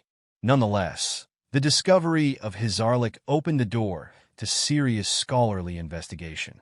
Archaeologists who followed in Schliemann's footsteps uncovered evidence that suggests that the site had been occupied for thousands of years, with layers upon layers of cities built atop one another. This layered cake of destruction and rebuilding provides a tantalizing puzzle. If there really was a Trojan War, which layer of the city might correspond to the one destroyed in Homer's account? One layer in particular has drawn significant attention, known as Troy VIA. This layer dates back to approximately 1180 BCE, around the time the Trojan War is thought to have occurred. The city in this layer shows clear signs of violent destruction, possibly by fire, which corresponds with Homer's description of the fall of Troy. Some of the artifacts found in this layer, including pottery and gold jewelry, suggest a culture that closely resembles that of the Mycenaean Greeks, who were said to have besieged Troy in the Iliad. However, the lack of direct evidence, such as weapons or armor that could be definitively linked to the Greek invaders, leaves room for doubt. Critics argue that the destruction of Troy VIA could have been caused by a variety of factors, including natural disasters, local conflicts, or invasions by other groups, rather than by a grand war between the Greeks and Trojans, as described in the Iliad. This is where the debate intensifies. Proponents of the historical Trojan War theory point to the circumstantial evidence, the convergence of archaeological findings, the linguistic clues in Homer's text, and the cultural exchange between the Mycenaeans and the people of Troy as strong indicators that the story may have roots in real events. They argue that the epic poem, while embellished with mythological details, could have been based on an actual conflict, with the characters and events exaggerated over time. On the other hand, skeptics argue that while Troy may have been a real place and could have experienced a conflict, the war described by Homer is more likely a fictionalized version of various historical events, amalgamated into one grand story. They point to the lack of direct evidence tying the city's destruction to a Greek invasion and the absence of conclusive artifacts, such as Mycenaean weaponry, that would support the Iliad-esque narrative. Another piece of the puzzle lies in the cultural significance of the Iliad itself. Homer's epic was written centuries after the events it describes are thought to have occurred, during a time when oral tradition was the primary means of preserving history. It's possible that the Iliad represents a collective memory of various wars fought by the Mycenaeans, with the story of Troy standing in as a symbol for these broader conflicts. Despite the gaps in the archaeological record, it's hard to ignore the compelling details that suggest there may be more to the story than mere myth. The fact that the Iliad provides such vivid descriptions of places, characters, and events has led some scholars to suggest that it could be based on real historical figures, with Achilles, Hector, and Agamemnon possibly inspired by actual leaders of the time. As we piece together the evidence from Hizarlik, the ongoing excavations continue to reveal more about the ancient city of Troy. Each new discovery brings us closer to understanding whether the Trojan War was a historical event, a poetic retelling of real conflicts, or a masterful blend of fact and fiction. Scholars have discovered more artifacts that shed light on life in ancient Troy, including tools, remnants of fortifications, and intricate ceramics, further enhancing our understanding of this enigmatic city. In my opinion, the most compelling argument for the historical authenticity of the Trojan War comes from the sheer accumulation of circumstantial evidence. While each individual piece of evidence may be open to interpretation, the convergence of multiple lines of evidence, from the archaeological record to the linguistic and cultural analysis of the Iliad, suggests that there may be more to the story than just myth. Of course, this is not to say that the events described in the Iliad happened exactly as written, but rather that there may be a kernel of truth hidden beneath the layers of myth and legend. So, what's the verdict? Did the Trojan War actually happen, Or is it just a product of ancient Greek imagination? The debate will likely continue for generations to come, with each new discovery shedding more light on the mystery. One thing is certain, however: the search for Troy is a testament to human curiosity and our enduring fascination with the past. Thanks for joining me on this journey into the heart of the Trojan War mystery. If you've got thoughts on the subject, be sure to share them in the comments below. And if you're ready to dive into more historical mysteries, be sure to check out my next video. Prepare to embark on an extraordinary journey that will challenge everything you think you know about human history. Could it be that ancient civilizations were not as isolated as we've always believed? What if humanity's greatest achievements, the construction of the pyramids, the creation of the Nazca lines, and other monumental feats, weren't solely the work of mankind, but influenced by visitors from beyond our world? The theory of ancient aliens has fascinated and mystified people for decades. Today, we're diving deep into Erich von Daniken's groundbreaking book and documentary, Chariots of the Gods, which raises an astonishing question: were ancient civilizations visited by extraterrestrial beings? Stick around as we uncover mind-blowing evidence that might change the way you see history forever. The idea of extraterrestrial contact with ancient civilizations, known as the ancient astronaut theory, suggests that aliens may have played a role in shaping human history. This theory, popularized by Erich von Daniken, argues that some of our ancestors' greatest achievements, from advanced architecture to complex knowledge of the stars, were either influenced or directly aided by beings from other worlds. But why would extraterrestrials visit Earth? And what clues did they leave behind to prove it? Many point to ancient texts, strange artifacts, and inexplicable structures that continue to baffle historians and scientists alike. Let's start by examining one of the most iconic mysteries: the Pyramids of Giza. These massive, perfectly aligned structures are more than just impressive tombs for Egypt's ancient rulers. Some argue that their advanced design and precise construction hint at knowledge far beyond what should have been possible for the time. The Great Pyramid, for example, was constructed with such accuracy that modern engineers are still puzzled by how it was achieved without modern technology. Were the Egyptians using knowledge imparted by extraterrestrials? And if so, what was the true purpose of these towering monuments? Another enigmatic site is the Nazca lines in Peru. Sprawling across the desert floor, these massive geoglyphs can only be fully appreciated from the sky. They depict animals, geometric shapes, and humanoid figures, leading some to believe they were created as messages or markers for visitors from above. The question remains: why would an ancient civilization create such intricate designs if they could only be seen from the air? Could the Nazca people have been communicating with beings who could fly? But it's not just the structures that raise questions. There are countless ancient artifacts and texts that suggest extraterrestrial contact. Take, for example, the ancient Sumerian tablets. These texts, dating back thousands of years, describe beings called the Anunnaki, who came down from the sky to teach humanity the arts of civilization. Were the Anunnaki simply mythological gods, or could they have been extraterrestrial visitors sharing advanced knowledge with early humans? Then there's the mystery of the ancient Indian texts, particularly the Vedas, which contain descriptions of flying machines called Vimanas. These ancient scriptures speak of celestial beings piloting these flying crafts across the skies, engaging in aerial battles, and traveling between worlds. It's fascinating to think that the concept of flying vehicles existed in human imagination long before modern technology made it possible. Could these stories have been inspired by real-life encounters with advanced alien technology? Perhaps one of the most compelling and debated pieces of evidence comes from the Bible itself. In the book of Ezekiel, the prophet describes a strange vision of a whirlwind coming from the north, accompanied by a fiery wheel within a wheel. The object was described as being full of eyes and capable of moving in any direction without turning. While traditional interpretations of this vision lean toward the spiritual, some researchers believe Ezekiel might have been describing a close encounter with an extraterrestrial spacecraft. The wheel within a wheel is remarkably similar to modern descriptions of UFOs. Could it be that Ezekiel witnessed something far beyond his comprehension? These ancient stories raise an interesting question. Could many of the gods and deities worshipped by ancient civilizations have actually been extraterrestrial visitors? Throughout history, there are countless examples of gods descending from the heavens to interact with humans.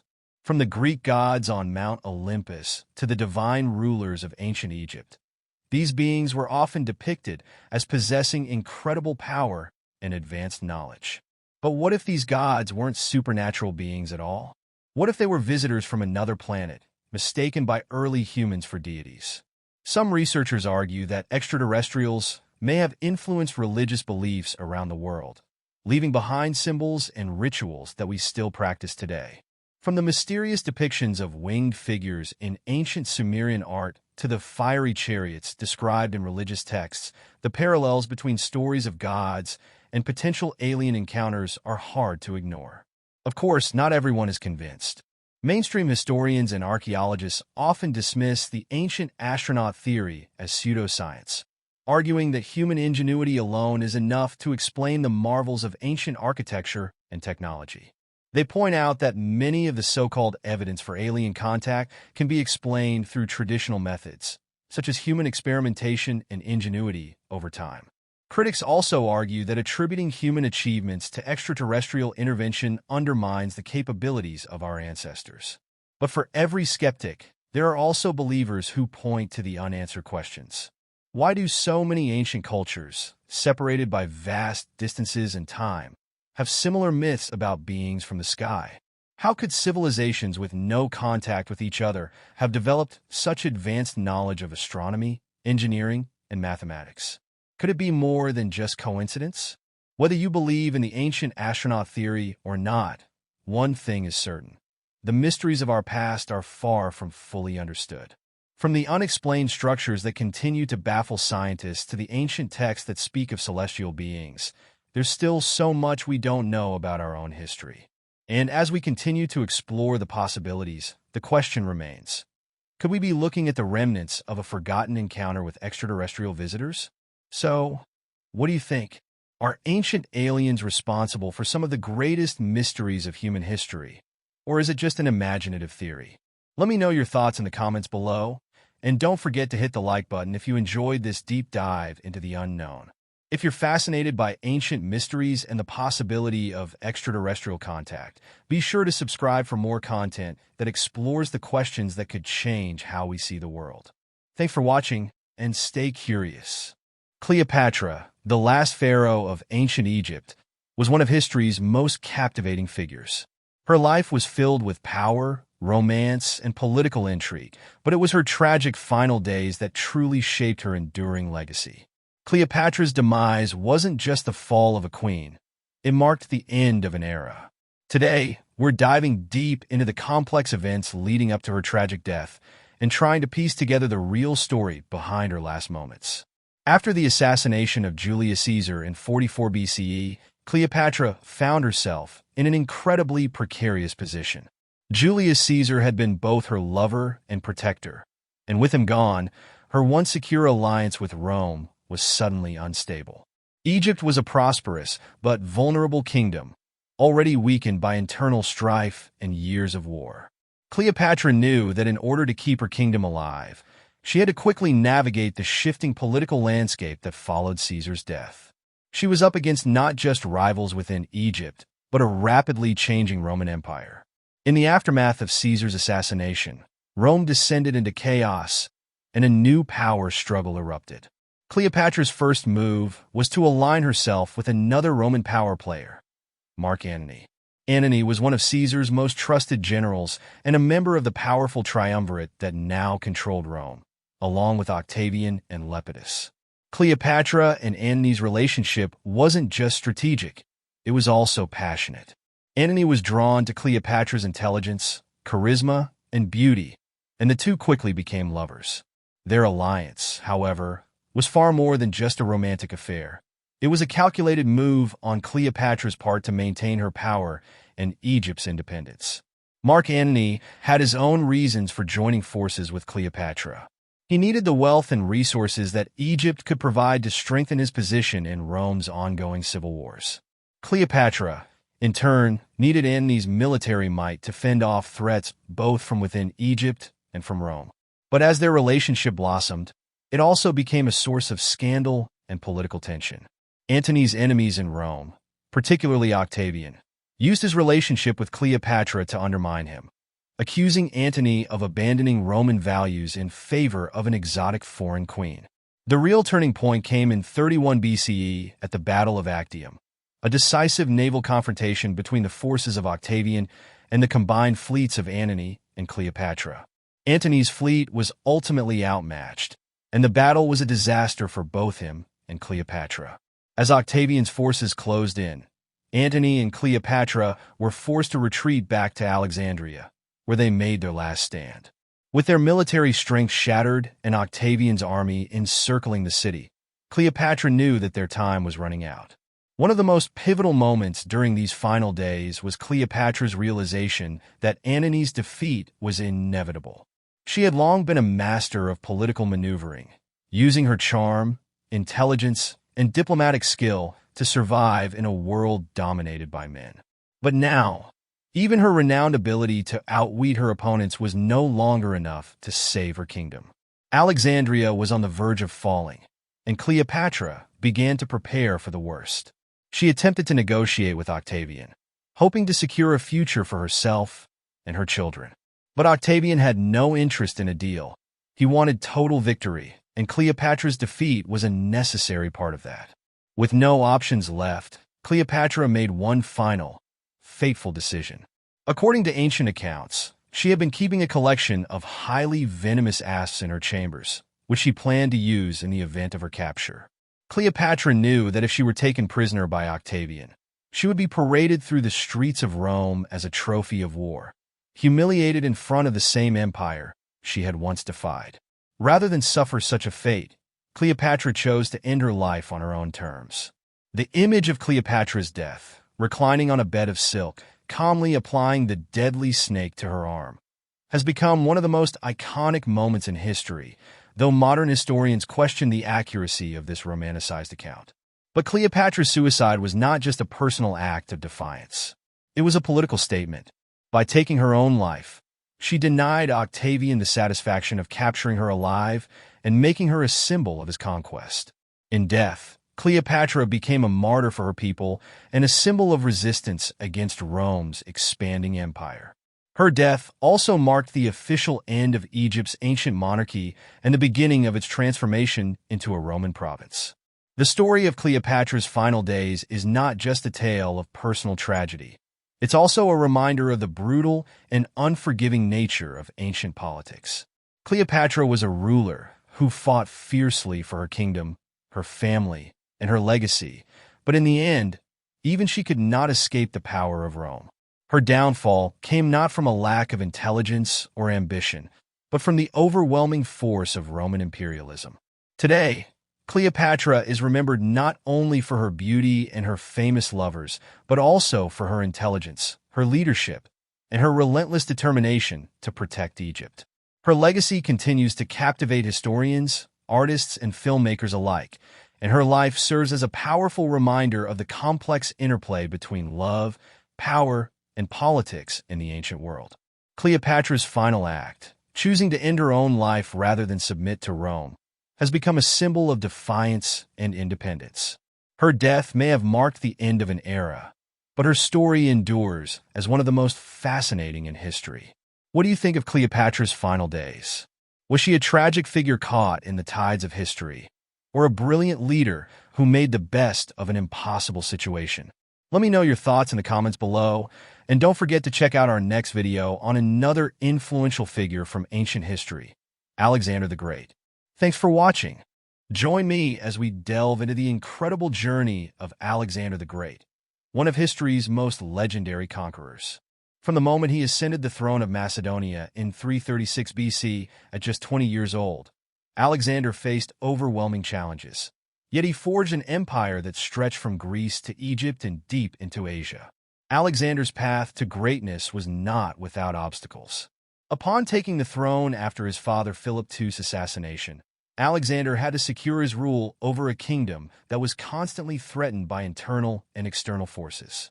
Macedonian nobles questioned his legitimacy, and neighboring regions saw an opportunity to rebel. Alexander wasted no time in quelling these uprisings, displaying both tactical brilliance and ruthless efficiency in consolidating his power. His decisive victories in Thrace, Illyria, and Thebes demonstrated his capability to lead and command absolute loyalty from his soldiers. But Alexander's ambitions extended far beyond securing his kingdom. Inspired by his tutor Aristotle and driven by an insatiable desire for conquest, he set his sights on the Persian Empire, the most powerful kingdom in the known world. In 334 BC, he crossed the Hellespont with his army, marking the beginning of his grand campaign against Persia. It was here, in battle after battle, that Alexander's military genius would be revealed. At the Battle of Granicus, he faced Persian satraps and their Greek mercenaries, a formidable force that could have stopped his advance. But Alexander led his cavalry with unmatched ferocity, charging directly into the heart of the enemy lines. This bold move not only secured victory, but also set the tone for the rest of his campaign. Fearless, relentless, and strategically brilliant. Alexander's next great challenge came at the Battle of Issus in 333 BC, where he faced the Persian king Darius III for the first time. Despite being outnumbered, Alexander's tactical prowess turned the tide of the battle. Using the terrain to his advantage, he launched a surprise attack on Darius's forces, causing chaos and panic among the Persian ranks. Darius fled the battlefield, leaving behind his family and treasures, a testament to Alexander's dominance and his ability to outthink even the most powerful adversaries. However, Alexander's most defining victory came at the Battle of Gaugamela in 331 BC. Here, once again vastly outnumbered by Darius's forces, Alexander employed his famous hammer and anvil tactic. He drew the Persians out of position with his cavalry, creating a gap in their lines, and then delivered a crushing blow with his infantry. This battle marked the final defeat of Darius III, and with it, Alexander claimed the title of King of Persia. But military conquest was only part of Alexander's vision. He sought to unite the many cultures within his vast empire. In Egypt, he was declared a pharaoh and founded the city of Alexandria, which would become a center of learning and culture. He adopted elements of Persian dress and customs, encouraged marriages between his soldiers and local women, and promoted the idea of a blended Greco-Persian ruling class. His aim was not just to conquer, but to create a unified empire where Greek and Eastern cultures could coexist. Throughout his campaign, Alexander faced not only external enemies, but also internal strife. His men, weary from years of marching and fighting, grew restless. In 326 BC, after reaching the banks of the Hyphasis River in India, his army refused to march further, exhausted and longing for home. Though Alexander longed to push on to the ends of the known world, he understood the necessity of maintaining the loyalty of his troops. He reluctantly agreed to turn back, showing that even the greatest of conquerors must at times yield to the needs of those they lead. Alexander's adaptability was also evident in his ability to adjust his strategies as he ventured into unfamiliar territories. In India, he faced King Porus at the Battle of the Hydaspes, where the Indian forces brought war elephants into the fray. This was a new and terrifying challenge, but Alexander, as always, adapted. He outmaneuvered Porus by crossing the river at night and launching a surprise attack, ultimately securing victory and earning the respect of his opponent. Perhaps the most symbolic moment of Alexander's life was his decision to burn his ships after crossing into Persia, removing any possibility of retreat. This decisive act demonstrated his absolute commitment to his mission. For Alexander, failure was not an option. His relentless pursuit of victory, combined with his boldness and strategic brilliance, ensured that he would be remembered as one of history's greatest military leaders. Despite his many triumphs, Alexander's life was tragically cut short. In 323 BC, at the age of just 32, he fell ill and died in Babylon. His empire, which he had worked so hard to build, fragmented soon after his death, divided among his generals. Yet his legacy endured. Alexander's conquests spread Greek culture throughout the known world, laying the foundation for the Hellenistic period, an era that saw unprecedented cultural exchange and intellectual advancement. Alexander the Great remains a symbol of ambition, courage, and leadership. His journey from a young king of Macedonia to the ruler of the largest empire the world had ever seen is a testament to his unparalleled vision and determination. He was a man who, despite the odds, dared to dream of a united world, and for a brief moment in history, he achieved it. In conclusion, Alexander's journey was one of unparalleled conquest, driven by ambition, genius, and a desire to leave a lasting legacy. Though his empire did not last, his impact on history is undeniable. Alexander the Great will forever be remembered as a conqueror who reshaped the world in his image.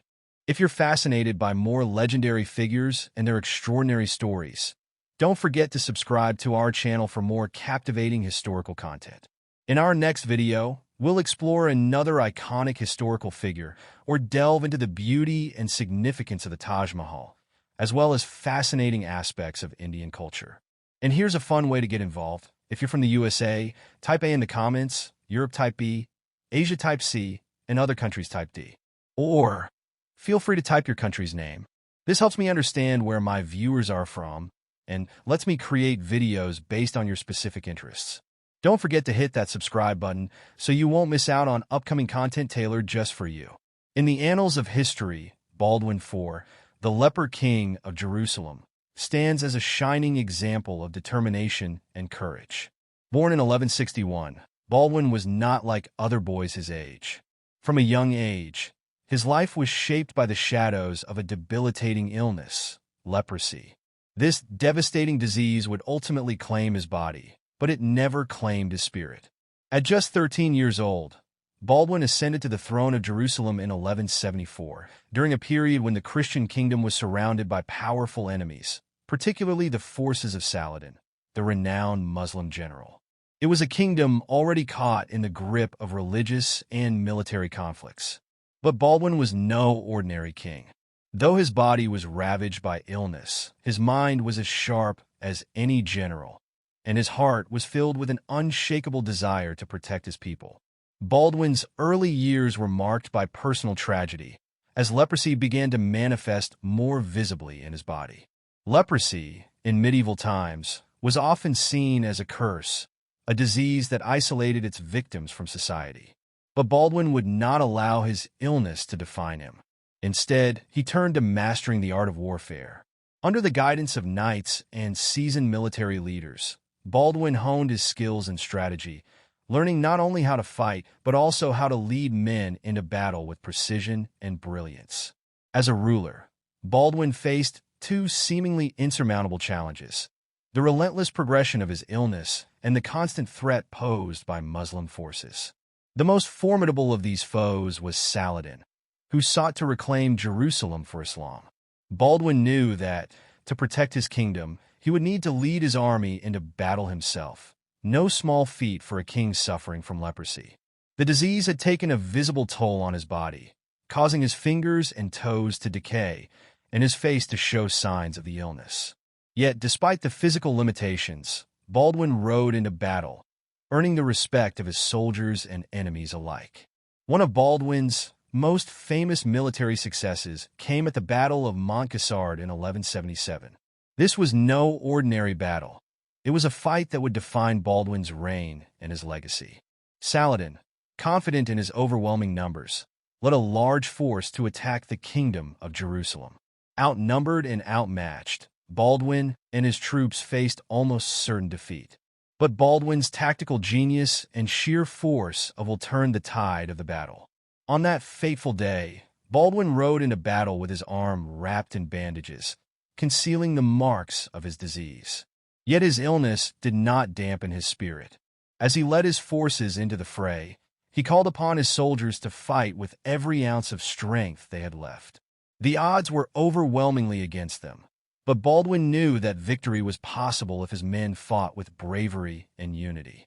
With his small army, Baldwin launched a bold and unexpected attack against Saladin's forces. The ferocity of his assault stunned the Muslim army. Despite being heavily outnumbered, Baldwin's troops managed to break through Saladin's lines, forcing the Muslim leader to retreat in disarray. The victory at Montcassard was nothing short of miraculous, a triumph that cemented Baldwin's reputation as a brilliant and courageous king. The Battle of Montcassard was a defining moment in Baldwin's reign, but it was also a temporary reprieve in the larger struggle to defend Jerusalem. As the years passed, Baldwin's leprosy worsened. His physical condition deteriorated to the point where he could no longer ride into battle himself. Yet even as his body failed him, Baldwin's mind remained sharp, and his strategic insights continued to guide his generals and advisors. Baldwin's reign was not only marked by his military exploits, but also by his efforts to secure a stable future for Jerusalem. As his illness progressed, Baldwin realized that he needed to plan for the eventual transition of power. He appointed his sister, Sibylla, and her husband, Guy of Lusignan, to serve as his successors. However, internal divisions within the Christian kingdom would complicate this transition, as rival factions vied for power. Despite his worsening condition, Baldwin never wavered in his commitment to protecting Jerusalem. He continued to oversee the defense of the kingdom, even as Saladin regrouped and prepared for future attacks. Baldwin's leadership during this time was marked by a deep sense of duty and responsibility to his people. He knew that his time was limited, but he was determined to leave behind a kingdom that could withstand the challenges it faced. As Baldwin's reign drew to a close, he became increasingly isolated due to the severity of his illness. By 1183, he was almost completely incapacitated, unable to walk or hold a sword. His regency was passed to others, but Baldwin's presence continued to loom large over the kingdom. His people revered him not only for his military successes, but also for his unyielding spirit in the face of overwhelming adversity. Baldwin IV passed away in 1185 at the age of 24, his body finally succumbing to the ravages of leprosy. His death marked the end of an era for the Kingdom of Jerusalem. But his legacy lived on, both in the hearts of his people and in the annals of history. He was remembered not just as a king, but as a warrior who defied the limitations of his illness and inspired loyalty in those who fought by his side. Even his enemies, including Saladin, held Baldwin in high regard. Saladin, who would go on to capture Jerusalem just a few years after Baldwin's death, is said to have respected the leper king for his courage and tenacity. The two men, though adversaries on the battlefield, shared a mutual admiration for each other's leadership and military prowess. Baldwin IV's story is one of perseverance, courage, and the indomitable human spirit. Despite facing unimaginable challenges, he led his kingdom through one of its most tumultuous periods. His reign was short, but it left a lasting impact on the history of Jerusalem and the Crusader states. Baldwin IV's life reminds us that true strength is not measured by physical abilities, but by the resolve to fight for what is right, no matter the odds. If you were inspired by the incredible story of Baldwin IV, don't forget to check out our other videos on legendary historical figures and epic battles. Be sure to like, subscribe, and share your thoughts in the comments below. What other historical stories would you like us to explore? Did you know that over 3,000 euros are tossed into the Trevi Fountain every day? This iconic landmark in Rome has captivated millions of visitors for centuries, not just for its stunning beauty, but for the legends and stories surrounding it. The Fontana di Trevi stands as one of the greatest monuments of Baroque architecture, but there's so much more beneath its surface.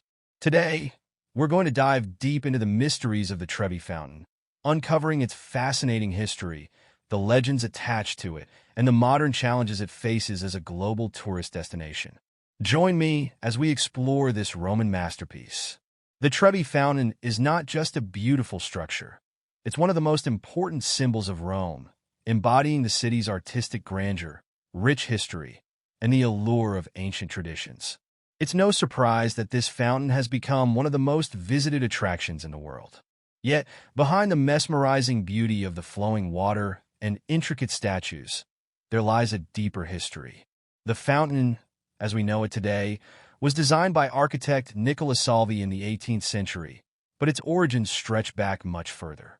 In fact, its roots date back to ancient Roman times. The fountain is located at the junction of three roads, which is where it gets its name Trevi from, meaning three streets in Italian.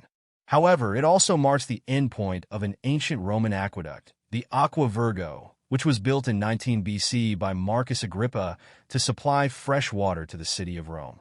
The aqueduct, one of Rome's longest-lasting engineering feats, still functions today and feeds the water into the fountain.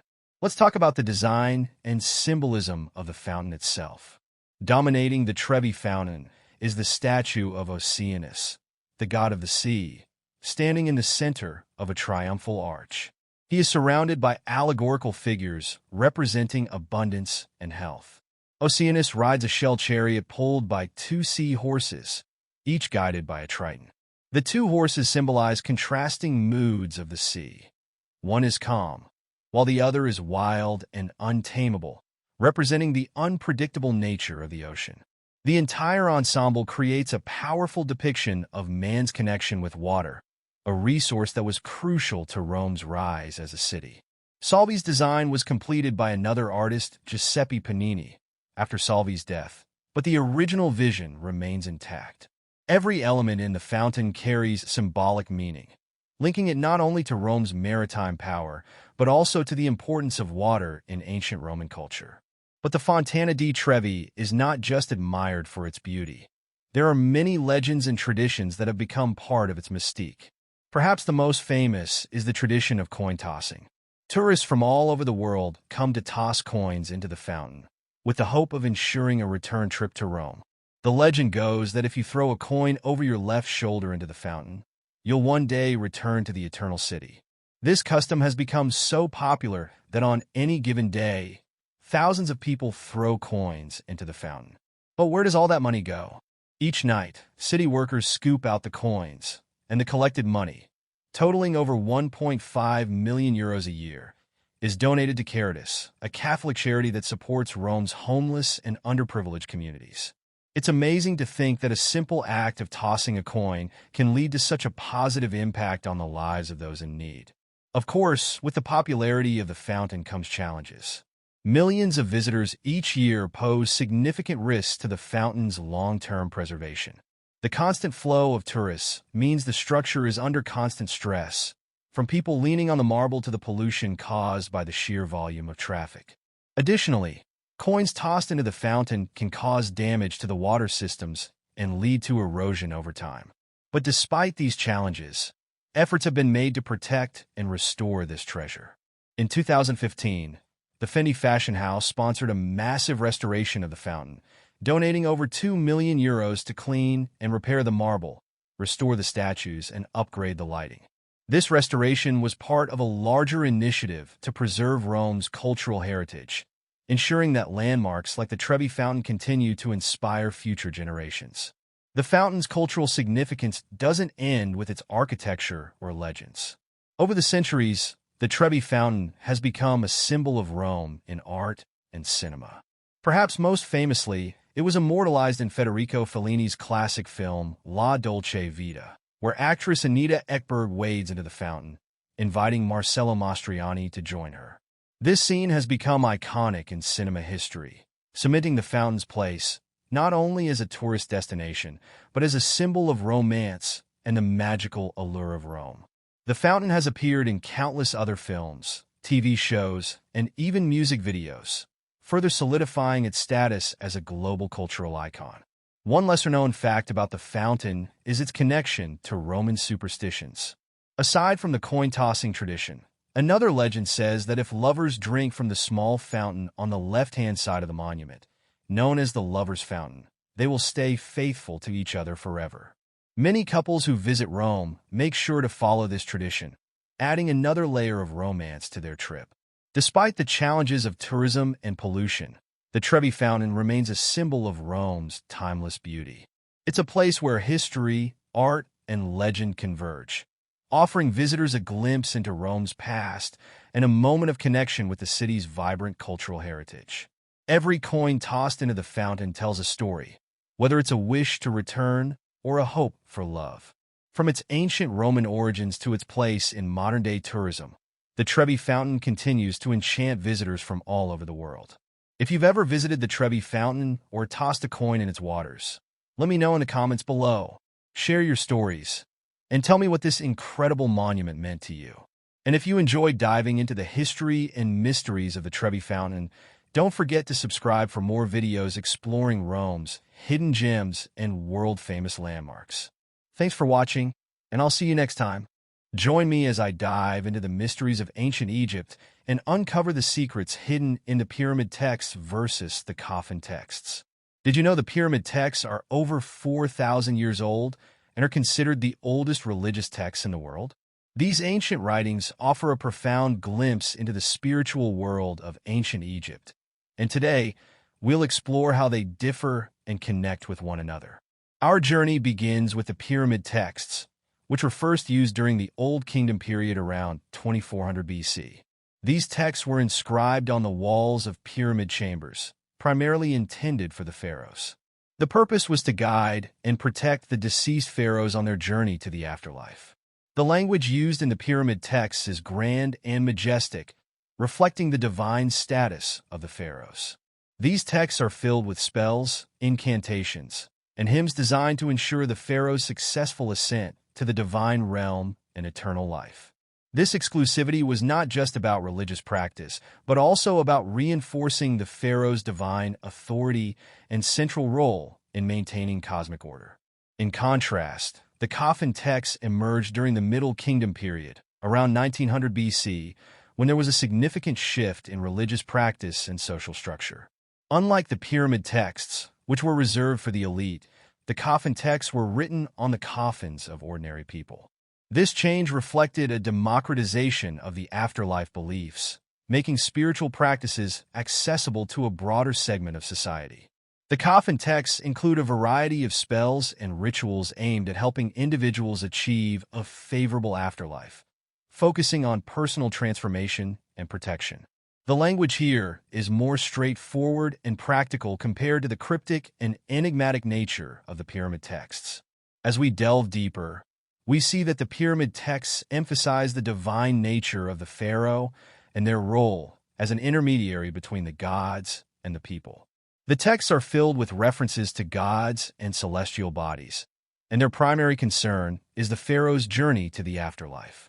The elaborate rituals described were meant to ensure the pharaoh's immortality and divine status. The pyramid texts reveal a complex cosmology where the pharaoh is central to maintaining the balance between the gods and the earthly realm. On the other hand, the coffin texts reflect a broader range of concerns and aspirations, particularly focusing on the ordinary individual's journey to the afterlife. These texts are more concerned with personal piety and moral conduct. They include spells for protection, blessings for the deceased, and instructions for navigating the challenges of the afterlife. This shift highlights a growing emphasis on individual spiritual development and the belief that ordinary people could also achieve a favorable afterlife through proper rituals and moral behavior. One of the most surprising insights from studying these texts is how they challenge our common assumptions about ancient Egyptian spirituality. The pyramid texts reveal a much more complex and nuanced view of the afterlife than is often assumed. They highlight the pharaoh's role not just as a ruler, but as a divine being with a unique connection to the gods. Similarly, the coffin texts show that ancient Egyptian spirituality was more inclusive and diverse than traditionally thought. Ordinary people were not merely passive recipients of religious teachings, but active participants in their spiritual journeys. By examining these texts, we gain a deeper understanding of the evolving nature of ancient Egyptian religion and how it reflected broader changes in society.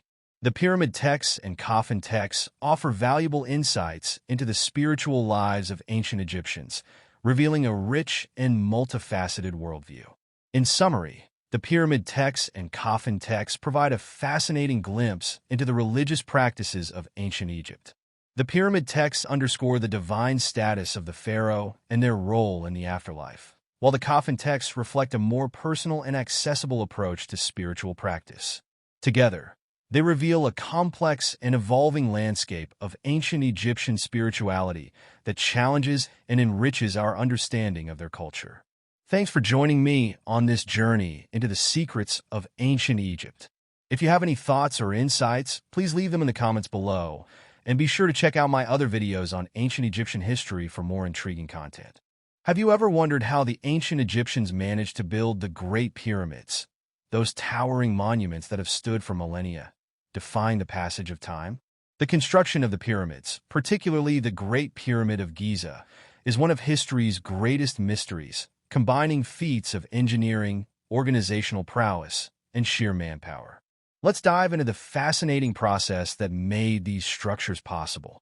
Imagine the hot Egyptian sun beating down on thousands of workers who toiled day after day, year after year, to move and place the massive stone blocks that make up these pyramids.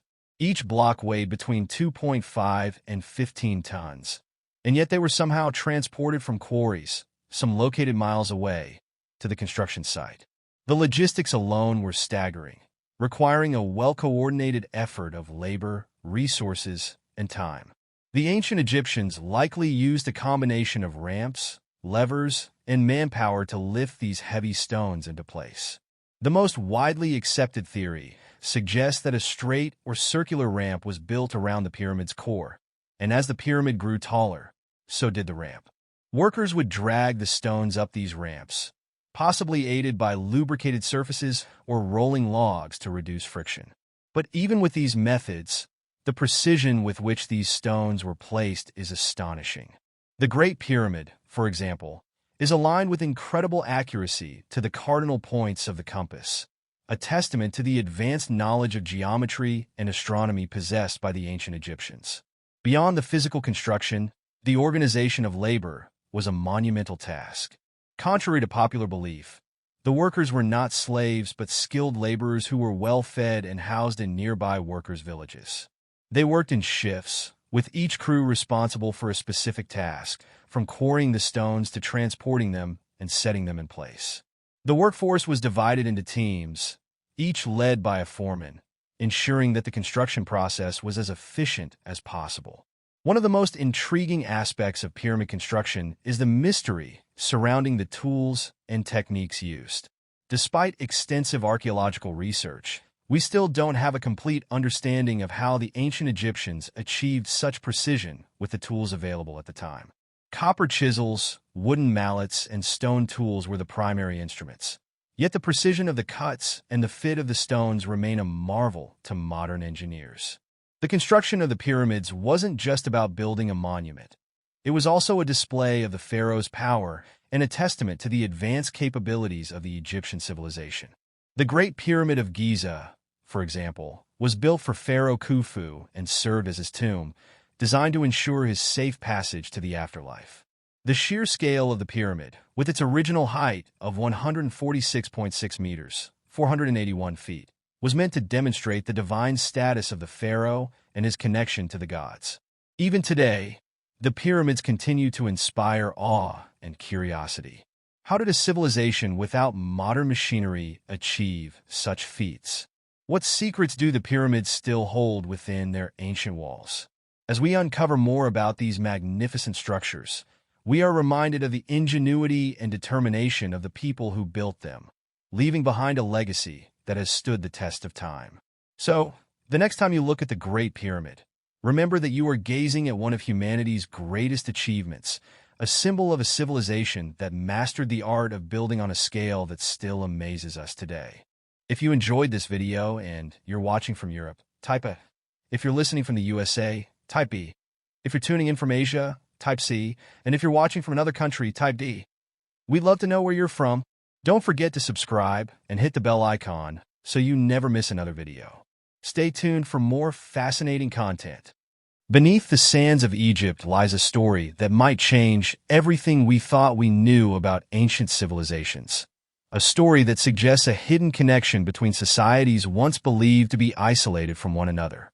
For centuries, historians and archaeologists have marveled at the incredible accomplishments of ancient cultures like the Egyptians, Mesopotamians, Indus Valley inhabitants, and the enigmatic Minoans. But what if these civilizations were not as disconnected as we've always assumed? Imagine a secret network, a brotherhood of thinkers, builders, and leaders who shared forbidden knowledge across continents, guiding the rise of these great societies. The evidence, however, has long been elusive, buried beneath layers of sand, stone, and time. How do we trace connections between cultures separated by vast distances, with different languages, religions, and customs? The clues are scattered and often hidden, but recent discoveries have begun to reveal the startling truth. Deep in the Egyptian desert, archaeologists have unearthed an artifact unlike any other, a relic bearing symbols not just from Egypt, but also from Mesopotamia, the Indus Valley, and even distant Minoan Crete. These symbols tell a tale of secret meetings held in the shadows, where the leaders of these civilizations exchanged knowledge, philosophies, and technologies. It's as if they were united by a common purpose, bound by an oath to preserve and protect the most sacred knowledge of the ancient world. Could the pyramids of Egypt, the ziggurats of Mesopotamia, and the forgotten cities of the Indus Valley be part of a grand, interconnected blueprint? The idea may seem far-fetched, but the evidence is compelling. Scholars have long noted the similarities in architectural styles, mathematical systems, and even spiritual beliefs among these ancient cultures. Some experts believe that these similarities are not mere coincidence, but rather the result of a coordinated effort by an elite group, an ancient secret society that transcended borders and influenced the course of human history. The recent discovery of a hidden chamber beneath the sands of Egypt has added even more weight to this theory. Inside this chamber, archaeologists found relics not only of Egyptian origin, but also from distant lands, artifacts that should not have been there. Symbols from across the ancient world are intertwined on the walls of this chamber, suggesting a deep and mysterious connection between these societies. This breakthrough could change everything we thought we knew about the ancient world, revealing that the story of one civilization is, in fact, the story of them all. As we piece together these ancient secrets, one thing is clear. The mystery of this lost civilization is as deep as the Nile itself, and the search for answers is far from over. What do you think about the possibility of a hidden network connecting all ancient civilizations? Could it be that a secret society guided the rise of these great cultures, ensuring that their knowledge was shared and preserved for future generations? Share your thoughts in the comments, and don't forget to check out our other videos on ancient secrets, hidden societies, and the mysteries that continue to shape our understanding of the past. Join me as I dive into the mysteries of the Library of Alexandria and challenge myself to uncover the lost secrets of one of history's greatest knowledge losses. The Library of Alexandria was one of the greatest libraries of the ancient world, a beacon of knowledge and culture that stood tall for centuries. It was a place where scholars and philosophers would come to learn, to share ideas, and to advance human understanding. The destruction of the Library of Alexandria is still shrouded in mystery, and it's a loss that's still felt today. We're talking about a repository of knowledge that was arguably the largest and most significant of its time, containing works on mathematics, astronomy, medicine, and so much more. The impact of its loss is immeasurable, and it's a tragedy that's still difficult to comprehend. One of the most fascinating aspects of the library's destruction is the number of theories that have been put forward over the years. Some say it was destroyed during the reign of Ptolemy III, while others claim it was burned to the ground by Julius Caesar's soldiers. There are even those who believe that it was simply a victim of neglect, left to decay over time. Whatever the reason, the fact remains that the Library of Alexandria is gone, and with it, a huge chunk of human knowledge and understanding. The loss of the library has had a profound impact on our understanding of history. Imagine being able to read the works of ancient Greek philosophers like Aristotle and Plato in their original form, or having access to the collective knowledge of the ancient Egyptians. It's a staggering thought, and one that's almost too painful to contemplate. Take, for example, the works of the ancient Greek mathematician Euclid.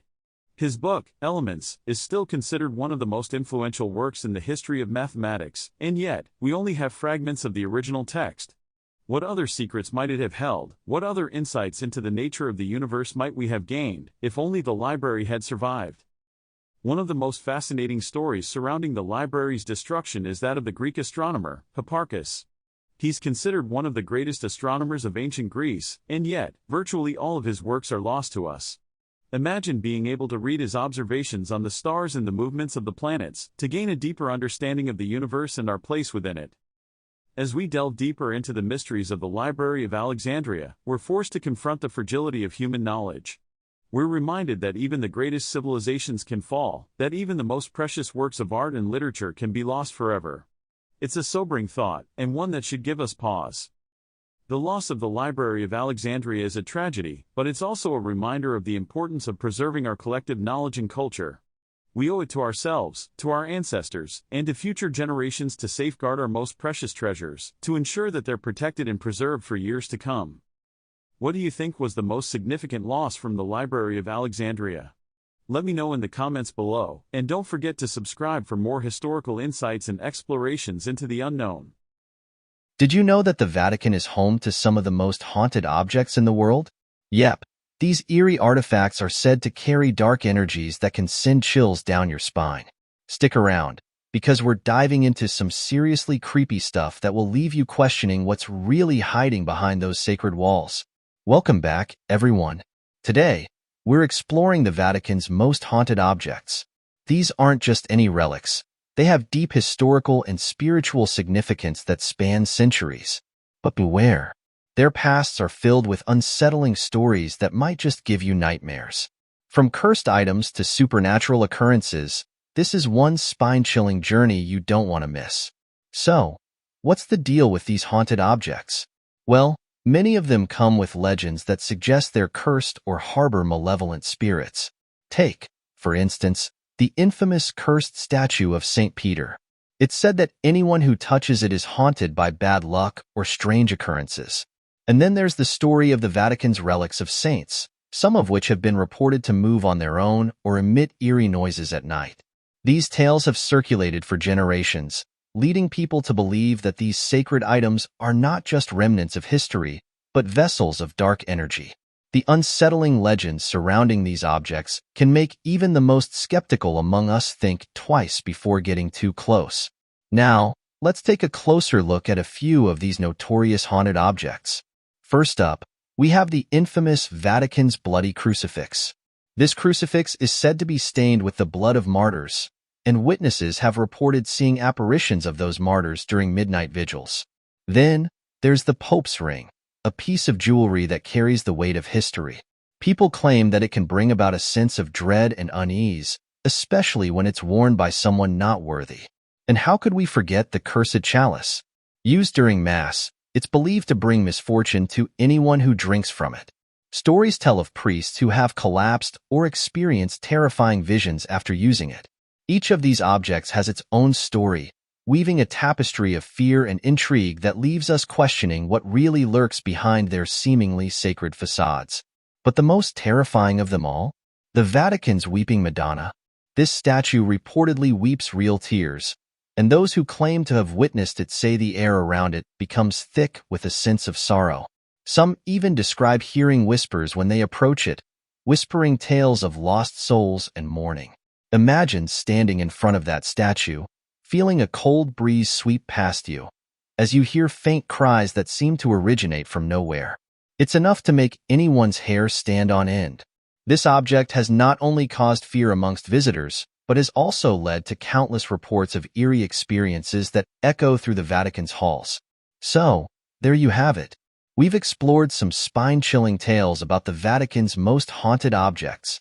From cursed relics to eerie apparitions, these stories share common themes of fear and intrigue that keep us coming back for more. Whether you believe in the supernatural or not, there's no denying the haunted history that surrounds these artifacts. Now it's your turn. Which haunted object scared you the most? Drop your thoughts in the comments below. And don't forget to subscribe for more haunting stories from around the world. Until next time, stay curious and keep exploring the mysteries that surround us. Did you know that Vatican City, the spiritual heart of the Roman Catholic Church, is more than just a center of faith? It's a living museum of symbols that trace their origins back to the Roman Empire, revealing a powerful legacy that continues to shape our world today. In this video, we'll take a deep dive into the fascinating connections between the Roman Empire and Vatican City, uncovering how this small, independent state has meticulously preserved ancient symbols and traditions that reflect Rome's enduring influence on religion, art, and architecture. As we explore these symbols, you'll discover that the Vatican's iconic imagery, such as the cross keys of St. Peter and the Roman eagle, are not merely religious emblems, but are also remnants of Rome's imperial authority, subtly integrated into the very fabric of Vatican iconography. One of the most prominent symbols we encounter is the cross keys of St. Peter, which are central to the Vatican's coat of arms. These keys, one gold and one silver, represent the keys to heaven given by Jesus to St. Peter, the first pope. But beyond their religious significance, these keys symbolize authority, an authority that directly links back to the Roman Empire. The imagery of keys has long been associated with the Roman concept of power and governance, where holding the keys meant control over both earthly and divine realms. In the context of the Vatican, the cross keys not only signify spiritual authority, but also echo the political power that the Roman emperors wielded over their vast empire. As we move through Vatican City, another powerful symbol emerges: the Roman eagle. Historically, the eagle was a symbol of Roman military might, a representation of Rome's imperial power and its reach across the known world.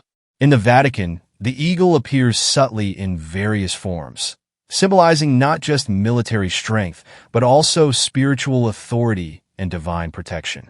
This transformation of the eagle from a symbol of conquest to one of spiritual guardianship illustrates how the Vatican has repurposed Roman symbols to reflect its own mission while maintaining a connection to its imperial roots. Another striking example of Rome's influence on the Vatican is the Egyptian obelisk at the center of St. Peter's Square. Originally erected by a Roman emperor, this ancient monument was brought from Egypt as a trophy of conquest, symbolizing Rome's dominance over distant lands.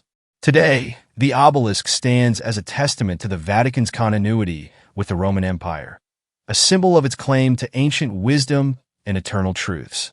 The obelisk's presence in St. Peter's Square is a powerful reminder of how the Church sees itself as the inheritor of Rome's legacy, not only in terms of spiritual leadership, but also in its role as a preserver of history and knowledge. But the influence of the Roman Empire on Vatican City isn't limited to symbols alone. It's also deeply embedded in the architecture. Take St. Peter's Basilica, for example. This iconic structure is a masterpiece of Renaissance architecture, but its design is heavily influenced by Roman engineering principles. The basilica's grand dome, designed by Michelangelo, echoes the dome of the Pantheon, one of Rome's greatest architectural achievements. The use of arches, columns, and porticos in the basilica's design further underscores the Vatican's connection to Roman architectural traditions. These elements not only convey a sense of grandeur and permanence, but also symbolize the Church's role as the spiritual successor to the Roman Empire, a role that it has maintained for centuries. As we delve deeper into the Vatican's architecture, we see that the influence of Rome extends even to the layout of St. Peter's Square. The square is designed to resemble an open-armed embrace, welcoming pilgrims from around the world. But this design also reflects the influence of Roman Forum architecture, where public spaces were created to gather, debate, and celebrate. The colonnades that encircle St. Peter's Square, with their rows of Doric columns, are reminiscent of the grand colonnades that once lined the Roman forums. These architectural choices are not coincidental. They are deliberate efforts to link the Church's authority with the grandeur and legitimacy of the Roman Empire. The symbolism doesn't stop there. Another key symbol is the papal tiara, a crown that has been used in the coronation of popes for centuries. The papal tiara is no ordinary crown. It is a three-tiered headdress that represents the pope's authority over three realms: the spiritual, the temporal, and the moral. This concept of triple authority has its roots in Roman imperial ideology, where the emperor was seen as the supreme ruler of the world. By adopting this symbol, the Vatican not only asserts the Pope's spiritual supremacy, but also mirrors the central power that Roman emperors once held. The papal tiara, therefore, serves as a powerful reminder of how the Vatican has inherited and transformed the symbols of Roman authority to suit its own purposes. Let's also consider the significance of the laurel wreath, a symbol that frequently appears in Vatican iconography.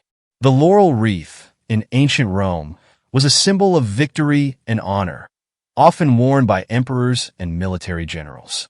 In the Vatican, the laurel wreath is used to symbolize the Church's triumph over sin and death, a spiritual victory that is celebrated through the resurrection of Christ. By incorporating the laurel wreath into its symbols, the Vatican not only connects itself to the Roman tradition of victory, but also reinterprets it in a Christian context, emphasizing the triumph of faith over earthly challenges.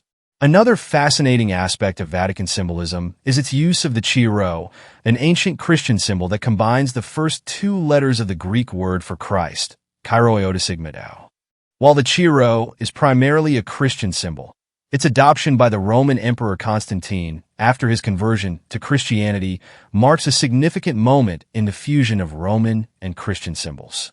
The chi rho appears throughout Vatican City, often intertwined with Roman imagery, symbolizing the unity of the Roman Empire and the Christian faith. This symbol serves as a bridge between the old and the new, illustrating how the Vatican has woven together the threads of Roman and Christian heritage. Let's also explore the fasces, a bundle of rods bound together with an axe, which was a symbol of Roman authority and power. The fasces represented unity and strength through collective action, a concept that was central to Roman governance. Interestingly, the fasces can be found in various forms in Vatican iconography, symbolizing the Church's authority and its call for unity among its followers. By adopting this Roman symbol, the Vatican once again underscores its connection to the ideals of the Roman Empire, while also reinterpreting them to align with its spiritual mission. And then there's the symbolism of light, a concept deeply rooted in both Roman and Christian traditions. In Roman times, light was associated with the gods and with knowledge, often represented by the sun god Sol Invictus. In the Vatican, light is a central theme, symbolizing divine presence and enlightenment. The architecture of St. Peter's Basilica, with its vast windows and intricate mosaics, is designed to capture and reflect light in a way that evokes a sense of the divine. This use of light as a symbol is yet another way in which the Vatican connects itself to the Roman tradition, while also expressing its own spiritual ideals. As we explore these symbols, it becomes clear that the Vatican is not just a religious center, but a complex tapestry of history, art, and power. The use of Roman numerals, for example, in the Vatican's inscriptions and monuments is a subtle nod to the Church's Roman heritage. Roman numerals, once used to record the triumphs of emperors and the passing of time, are now used to mark the reigns of popes and the milestones of the Church. This continuity in symbolism reinforces the idea that the Vatican sees itself as the inheritor of Rome's legacy, both in terms of governance and cultural influence. In conclusion, the symbols and architecture of Vatican City are not just relics of the past. They are a testament to the enduring legacy of the Roman Empire. Through these symbols, we gain a deeper understanding of how ancient power dynamics have influenced modern spiritual authority, reminding us that history is not just about what has happened, but about what continues to unfold. From the cross keys of St. Peter to the grand architecture of St. Peter's Basilica, the Vatican is a living bridge between the old Roman world and the modern spiritual authority of the Church. If you found these insights intriguing, be sure to share your thoughts in the comments below. And don't forget to check out my other videos of history's hidden secrets, where we uncover the mysteries and stories that have shaped our world. Did you know that some of the oldest known handbags date back to ancient Sumer? But are these artifacts just stylish accessories, or could they be evidence of advanced technology, maybe even alien tech? Let's dive into this fascinating mystery. So, what exactly are Sumerian handbags? These intriguing artifacts from one of the world's earliest civilizations not only showcase the artistry of the time but also spark a ton of debate about their true purpose. Were they merely fashion statements, or do they hold secrets that point to something more extraordinary? Stick around as we unravel the history and theories surrounding these ancient bags. Now, here's where it gets interesting. Scholars and enthusiasts alike have been scratching their heads over Sumerian handbags for ages. On one hand, many argue they were just everyday items, useful for carrying goods and perhaps even a symbol of status. But then, there's another camp that claims these handbags might be something else entirely. Some people even suggest they could be remnants of advanced technology, possibly linked to extraterrestrial influences. I mean, can you imagine? Handbags that are more than just fashion? It's a wild thought, and honestly, it raises more questions than answers. What were they really used for? Did they have hidden functions we're just not aware of? Let's dig deeper. Alright, let's take a closer look at these handbags. Archaeological evidence shows us that they came in various shapes and sizes, often beautifully crafted with intricate designs. Some even feature symbols that are still being deciphered today. But here's where it gets real: modern interpretations of these items suggest they could have served multiple purposes. Some researchers propose that they were used in rituals or as storage for sacred items. The craftsmanship is stunning, and it makes you wonder about the skills and resources available to the Sumerians. In contrast, ancient texts and depictions seem to hint at a more practical use, like carrying everyday goods. So, were they just fashion items, or did they have a deeper significance? And if they were indeed linked to some advanced tech, what does that say about the Sumerians' understanding of the world around them? Now, here comes the juicy part. One of the most compelling theories suggests that the materials used in these handbags might have been more than just clay and fabric. Some enthusiasts argue that certain handbags exhibit properties that imply they were built with advanced knowledge of materials, perhaps even utilizing techniques that wouldn't be rediscovered until much later. This has led to wild speculations about extraterrestrial involvement. Could it be that these handbags were not just fashion statements but tools of a forgotten technology? Perhaps they were even used for communication or other purposes we can't fully understand today. The evidence is intriguing, but it leaves us with more questions than answers. What if these handbags were a gateway to an ancient knowledge that has been lost to time? So, what have we learned today? Sumerian handbags are not just relics of the past, they are enigmatic artifacts that challenge our understanding of ancient civilizations. Whether they were simple fashion items or something much more complex tied to advanced technologies, or even aliens, we may never know for sure. But the mystery surrounding them is what keeps us coming back for more. Now, I want to hear from you. What do you think about Sumerian handbags? Were they just stylish accessories, or could they be linked to something more? Drop your thoughts in the comments below. And hey, if you enjoyed this dive into ancient fashion and technology, be sure to check out our next video on other fascinating ancient civilizations. You won't want to miss it. Join me as I challenge myself to uncover the hidden secrets of the Taj Mahal that most tourists miss. You might know it as the ultimate symbol of love, but there's so much more to this iconic monument than meets the eye. From its changing colors to celestial alignments, the Taj Mahal holds mysteries that most visitors are unaware of. Let's dive in and uncover the secrets of this architectural wonder.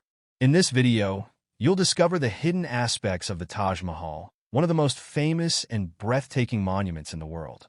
We often hear about its beauty, but there's a rich tapestry of stories, struggles, and genius behind its construction that remains less known.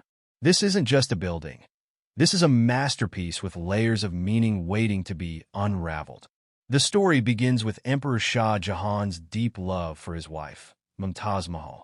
When she tragically passed away, he was devastated and set out to create a tribute to her unlike anything the world had ever seen. Construction began in 1632, but this wasn't a simple or quick project. It took more than 20 years and a workforce of over 20,000 skilled laborers, artisans, and architects from across India, Persia, and Central Asia to bring this vision to life. But here's what most people don't know. This ambitious project was fraught with challenges. The first challenge was not just physical, but financial. Imagine maintaining a workforce of thousands for over 2 decades. It required an immense amount of resources. There were times when construction was halted due to the sheer cost. The project drained the royal treasury to such an extent that it became a burden on the empire. Yet, despite all these hurdles, Shah Jahan was determined to honor his wife's memory, and the Taj Mahal was completed in 1653. Shah Jahan himself inaugurated this magnificent monument, and for a moment, his vision became reality. Now, let's talk about the architectural genius of the Taj Mahal.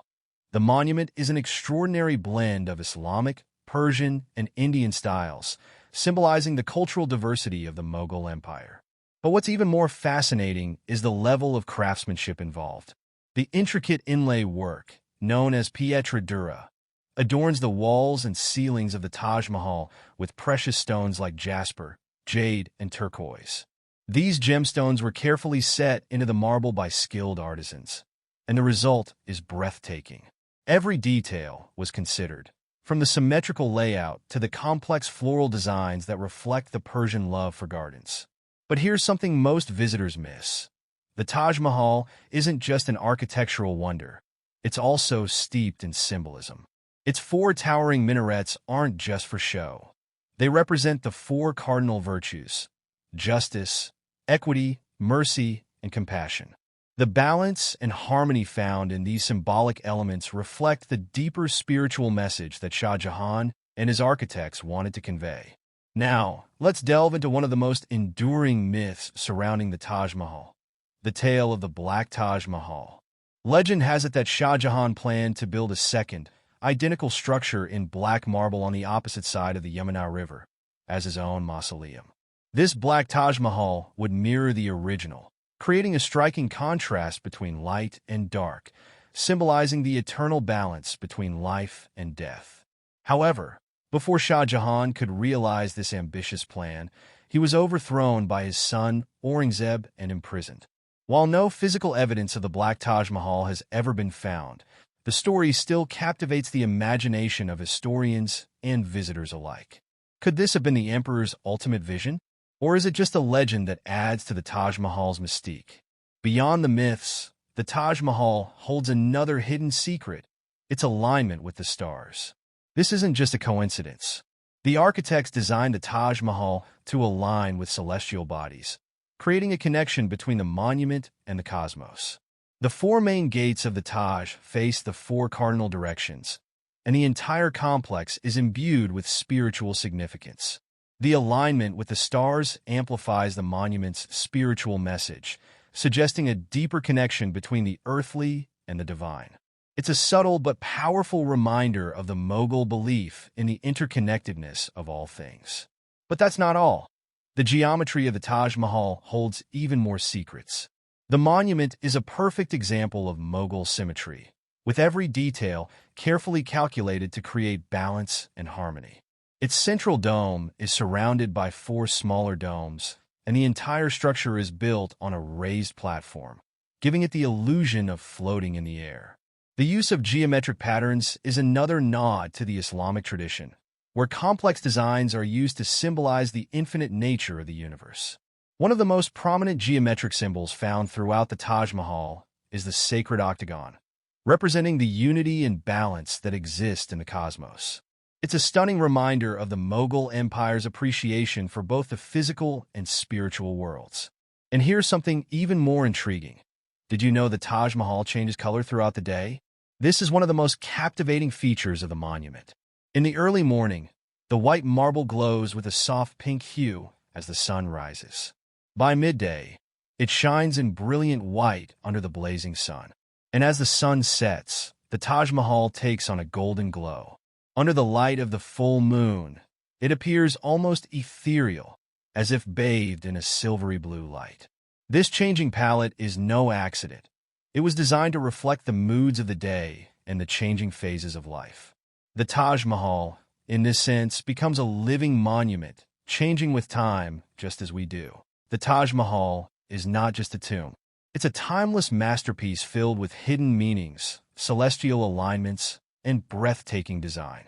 From its intricate craftsmanship to its symbolism of life and death, it's a structure that continues to captivate the world. The myths, the mysteries, and the genius behind its construction make the Taj Mahal a monument that goes beyond being a mere tourist attraction. It's a work of art that speaks to the heart and soul. If you've enjoyed uncovering these secrets, make sure to check out our other videos on historical wonders. What was your favorite fact about the Taj Mahal? Let us know in the comments below. Don't forget to like, subscribe, and hit the bell icon so you never miss an exploration of the world's most incredible places. Have you ever wondered what happened after one of the world's most famous monuments, the Taj Mahal, was completed? Built as a symbol of eternal love, the story of the Taj Mahal didn't end when the last stone was placed. Myths, political intrigue, and the fate of the artisans who built this architectural wonder remain shrouded in mystery. Today, we're diving deep into what happened after the Taj Mahal was built, and the incredible events that unfolded afterward. Stick around, and let's uncover the secrets behind one of history's most iconic structures. The Taj Mahal, located in Agra, India, was commissioned by the Mughal Emperor Shah Jahan in memory of his beloved wife, Mumtaz Mahal. Constructed between 1632 and 1653, the Taj Mahal is a masterpiece of Mughal architecture, blending elements of Persian, Islamic, and Indian styles.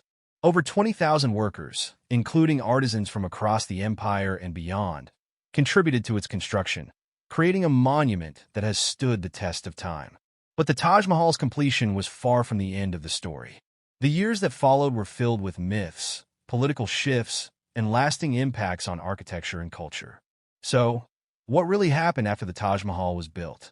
One of the most enduring legends about the Taj Mahal is the gruesome story that Shah Jahan ordered the hands of the artisans who built it to be cut off, ensuring they could never replicate such a masterpiece.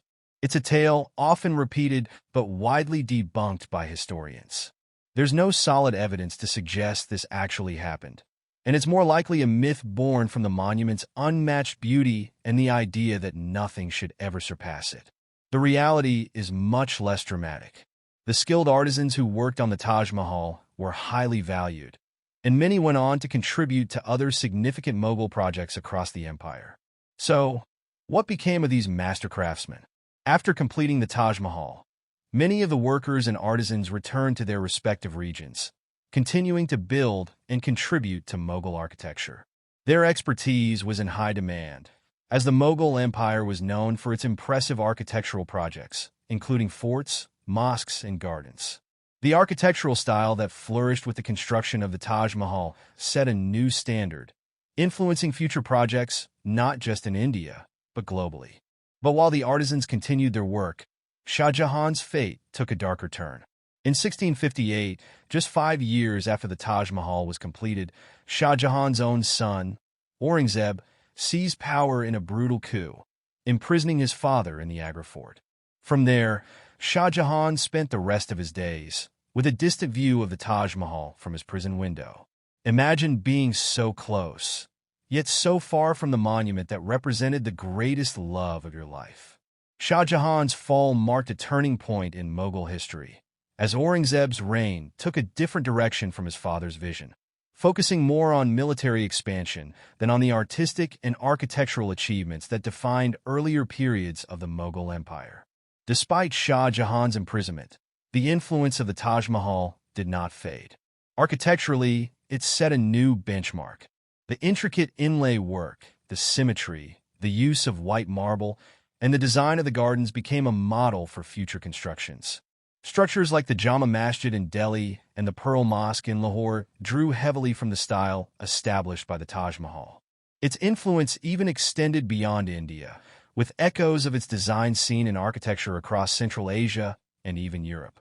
Culturally, the Taj Mahal became not just a symbol of love, but a representation of Mughal power and wealth. Over the centuries, its significance only grew, becoming a symbol of India's rich heritage and history. Shah Jahan's later years were spent in reflection and longing. After Aurangzeb's coup, the once mighty emperor lived out his final days in Agra Fort, gazing at the Taj Mahal from his cell, the very monument he built as a tribute to his love. When Shah Jahan passed away in 1666, he was laid to rest next to Mumtaz Mahal inside the Taj Mahal, marking the completion of the story of love and legacy that the monument represents. But while Shah Jahan's story came to an end, the Taj Mahal itself continued to grow in significance and become an enduring symbol of eternal love. After Shah Jahan's death, the Taj Mahal faced periods of neglect, especially during the British colonial period when parts of the complex were damaged or looted. It wasn't until the 19th century that serious efforts were made to restore the Taj Mahal to its former glory. The British, recognizing its cultural value, undertook extensive restoration projects. In 1983, the Taj Mahal was declared a UNESCO World Heritage Site, securing its place as one of the most iconic structures in the world. Today, millions of visitors from around the globe come to admire its beauty, cementing its status as a timeless masterpiece. The story of the Taj Mahal didn't end when its construction was complete. From the fates of the artisans and the fall of Shah Jahan to the monument's impact on architecture and culture, the Taj Mahal's legacy has only grown over the centuries. It remains a symbol of love, beauty, and history, transcending time and borders. What do you think is the most fascinating part of the Taj Mahal story? Let us know in the comments below. And if you enjoyed this video, make sure to like, share, and subscribe for more deep dives into the mysteries of history and architecture. The Mughal Empire, one of the most powerful and magnificent empires in history. From grand architecture like the Taj Mahal to their vast military conquests, the Mughals ruled over the Indian subcontinent for centuries. But what made them so successful? And how did such a mighty empire eventually crumble? Today, we're diving into the fascinating story of the rise and fall of the Mughal Empire, its power struggles, its achievements, and its enduring legacy in India's history. Our journey begins in 1526, when a warrior from Central Asia named Babur descended upon India, seeking to reclaim his ancestral lands. Babur, a descendant of both Genghis Khan and Tamerlane, brought with him advanced military strategies, artillery, and a vision for conquest. At the Battle of Panipat, Babur's forces crushed the armies of the Delhi Sultanate, and with this victory, the Mughal Empire was born. This marked the beginning of an era of incredible expansion, innovation, and cultural fusion in India. The real golden age of the Mughal Empire came with Akbar the Great, the grandson of Babur. Akbar was not only a skilled military commander, but also a visionary leader who understood that ruling a vast and diverse empire required diplomacy and reform. He is famous for his policies of religious tolerance, which united the various Hindu and Muslim communities under his rule. Akbar expanded the empire to cover almost the entire Indian subcontinent and established a system of governance that allowed the empire to thrive. His court became a hub of art, literature, and culture, influencing every aspect of Indian society. Under the Mughals, India witnessed an explosion of architectural genius. From the Fatehpur Sikri built by Akbar to the Red Fort and Humayun's tomb, the Mughals left behind a legacy of breathtaking structures. But the crowning jewel of Mughal architecture is undoubtedly the Taj Mahal, built by Akbar's grandson, Shah Jahan, as a tribute to his beloved wife, Mumtaz Mahal. This iconic symbol of love stands as a testament to the artistic and cultural achievements of the Mughal Empire. The Taj Mahal's intricate design, the symmetry, the gardens, all are a reflection of Mughal grandeur at its peak. However, like all empires, the Mughal Empire's prosperity wouldn't last forever. After Shah Jahan's reign came the controversial rule of his son, Aurangzeb. Aurangzeb expanded the empire to its greatest territorial extent, but his religious intolerance and overexpansion sowed the seeds of rebellion. Constant wars with the Marathas, Rajputs, and other regional kingdoms drained the empire's resources. Aurangzeb's policies alienated much of the population, and his long reign of over 49 years saw the beginning of the Mughal Empire's decline. After Aurangzeb's death, the Mughal Empire became a shadow of its former self. Internal strife, weak rulers, and constant rebellions weakened the empire from within. The once powerful Mughal army was no longer able to defend the empire from external threats. The arrival of European powers, especially the British East India Company, further destabilized the empire. By the mid-18th century, the Mughal emperors were reduced to figureheads, with real power in the hands of the British. The final blow came in 1857, during the Indian Rebellion. The last Mughal emperor, Bahadur Shah Zafar, was implicated in the uprising against British rule. After the rebellion was crushed, the British exiled Bahadur Shah Zafar, formally ending the Mughal dynasty. The Mughal Empire, once a symbol of India's cultural and political strength, was no more. But its legacy lives on in the palaces, forts, gardens, and monuments that still stand today, and in the rich cultural heritage of India. Even though the Mughal Empire has long fallen, its influence is still felt in India's language, art, architecture, and traditions.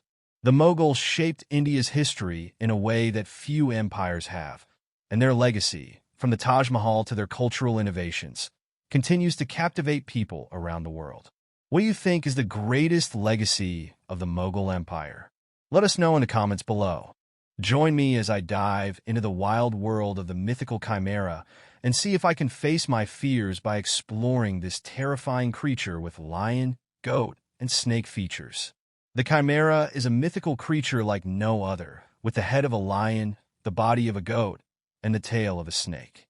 This fearsome beast has been fascinating humans for centuries, but despite its widespread recognition, it's often misunderstood and misrepresented in modern culture. One common misconception about the chimera is that it's just a hodgepodge of random animal parts, but in reality, each part of the creature serves a specific purpose. The lion's head represents courage and strength, the goat's body symbolizes agility and fertility, and the snake's tail embodies cunning and regeneration. Another misconception is that the chimera is purely a fictional construct, but archaeological evidence suggests that it may have been inspired by real-life creatures, such as the discovery of fossils from ancient animals that had similar characteristics to the chimera's different parts. Furthermore, many people assume that the chimera is just a minor mythological figure. But in ancient Greek mythology, it was a powerful and feared creature, capable of breathing fire and terrorizing entire cities. Its image was often used to symbolize the dangers of chaos and the untamed power of nature. One fascinating aspect of the chimera that often gets overlooked is its ability to breathe fire, a trait that sets it apart from many other mythical creatures. The fire-breathing ability symbolizes destruction and transformation, a theme that is common in ancient myths. Some scholars believe that this fiery nature reflects the unpredictable and uncontrollable forces of nature, reminding ancient civilizations of the duality of creation and destruction that exists within the world around them. In ancient texts, the chimera is described as a monstrous creature that was born from the jaws of the underworld, created by the gods to terrorize the mortal world. It was said to roam the countryside, destroying crops and villages, and was eventually slain by the hero Bellerophon, who rode on the back of the winged horse Pegasus. The chimera's image has been depicted in various forms of ancient art, from pottery to sculptures, and its symbolism has been interpreted in many different ways. Some saw it as a representation of the destructive power of nature, while others viewed it as a symbol of the fears and anxieties of the human psyche. Another interesting point is how the chimera has evolved in various mythologies over time. While the original Greek version depicted the chimera as a fearsome beast, later adaptations in other cultures transformed it into a symbol of inner conflict. Some modern interpretations even see the chimera as representing the idea of hybridization, whether it's blending identities or dealing with internal struggles that mix contrasting emotions, thoughts, or desires. This makes the chimera not just a creature of terror, but also a reflection of human complexity. One of the most fascinating aspects of the chimera is its role in ancient Greek mythology as a symbol of the untamed feminine power. In many myths, the chimera is depicted as a female creature, and its destruction was seen as a way of subduing the feminine forces that were perceived as threatening to the patriarchal order. The chimera's symbolic meanings go beyond its role in ancient mythology, however. In modern times, it has become a symbol of the monstrous and the unknown, representing the dark and untamed aspects of human nature. It has inspired countless works of art and literature, from fantasy novels to horror movies. And while the chimera was ultimately slain by Bellerophon, its myth lives on, reminding us that even in the face of chaos and destruction, the human spirit has the power to overcome the most formidable challenges. In conclusion, the chimera is more than just a mythical creature with a unique combination of animal parts. It's a complex and multifaceted symbol that has been interpreted and reinterpreted over the centuries, reflecting our deepest fears and anxieties, as well as our fascination with the unknown and the monstrous. Thanks for watching, and don't forget to leave your thoughts in the comments below. If you want to explore more mythical creatures, be sure to check out my other videos, and I'll catch you in the next one. Today, we're embarking on a deep dive into the captivating world of unicorn myths. Unicorns have fascinated humanity for centuries, appearing in countless myths, legends, and even modern pop culture. However, many of the beliefs we hold about these legendary creatures are based on misconceptions. So, let's challenge those popular beliefs and uncover the truth behind the myths. Unicorns have become a symbol of magic, purity, and wonder, often associated with innocence and fantastical beauty. This image is so pervasive that it's hard to imagine unicorns as anything else. But did you know that the unicorn's origin story stretches far beyond the boundaries of medieval Europe? That's right. While many people believe that unicorns are a product of European folklore, the concept of a single-horned, horse-like creature actually has roots in much older civilizations. One of the earliest references to a unicorn-like creature can be found in ancient Mesopotamian texts, dating back to around 2000 BCE. These early accounts describe a wild ox known as the riem, which had one prominent horn. The riem was a powerful and elusive creature, often depicted as a symbol of strength and majesty. Similarly, in ancient India, there are references to a one-horned animal called the karkadon, which was feared and respected for its fierce nature. These early descriptions challenge the modern view of the unicorn as a gentle, innocent being. The idea of unicorns as gentle, pure creatures also contrasts sharply with how they were perceived in other cultures. In ancient Mesopotamia, for example, unicorns were associated with ferocity and power. The riem was not a creature you would want to encounter in the wild, as it was known for its aggressive nature. This portrayal is a far cry from the modern depiction of unicorns as harmless, delicate beings. As we move eastward, we find that unicorns took on different meanings in various cultures. In ancient China, the qilin was a creature often depicted with a single horn, much like a unicorn. However, the qilin was not just any mythical animal. It was considered a symbol of good fortune and prosperity.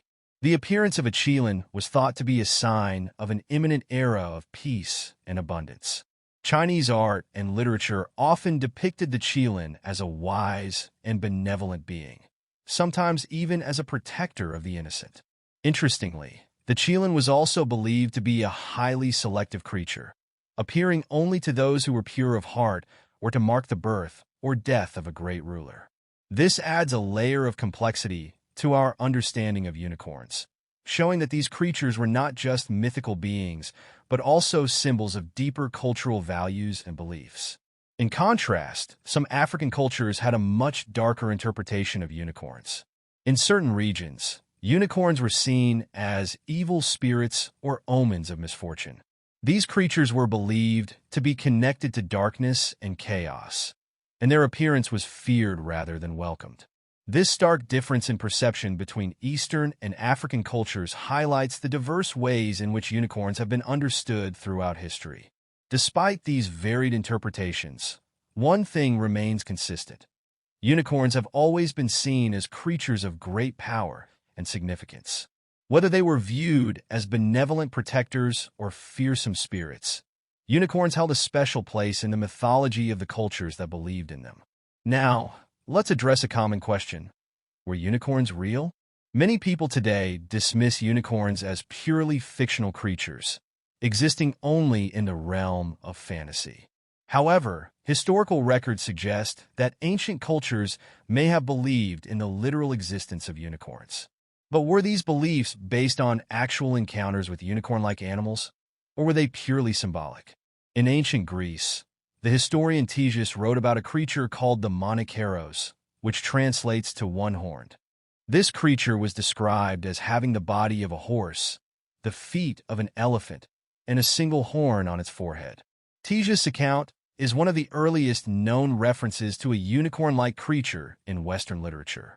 While this description may sound fantastical, some historians believe that Ctesias might have been describing a real animal, such as the Indian rhinoceros, which was unfamiliar to the Greeks at the time. The rhinoceros, with its large, single horn, could easily have been interpreted as a unicorn by those who had never seen such an animal before. The idea that unicorns might have been inspired by real animals is not limited to the Greek Monoceros. In ancient China, the qilin, as mentioned earlier, was also believed to be inspired by real animals. Some scholars suggest that the Qilin may have been based on sightings of the Chinese rhinoceros or the Saola, a rare and elusive animal native to the forests of Vietnam and Laos. The Saola, with its long, slender horns, could easily be mistaken for a unicorn in the dense forests where it lives. These examples show that the unicorn, as we know it, may have been inspired by real animals, but over time, it became a symbol of something much more. The unicorn's single horn, for example, has been interpreted as a symbol of purity and unity, representing the idea of oneness with nature or the divine. This symbolic interpretation adds another layer of meaning to the unicorn myth, showing that these creatures were not just seen as physical beings, but also as metaphors for deeper spiritual truths. One of the most enduring myths about unicorns is that they are always depicted as white, pure, and innocent. This image has been reinforced by countless works of art, literature, and even modern pop culture. However, this is a relatively modern interpretation of the unicorn.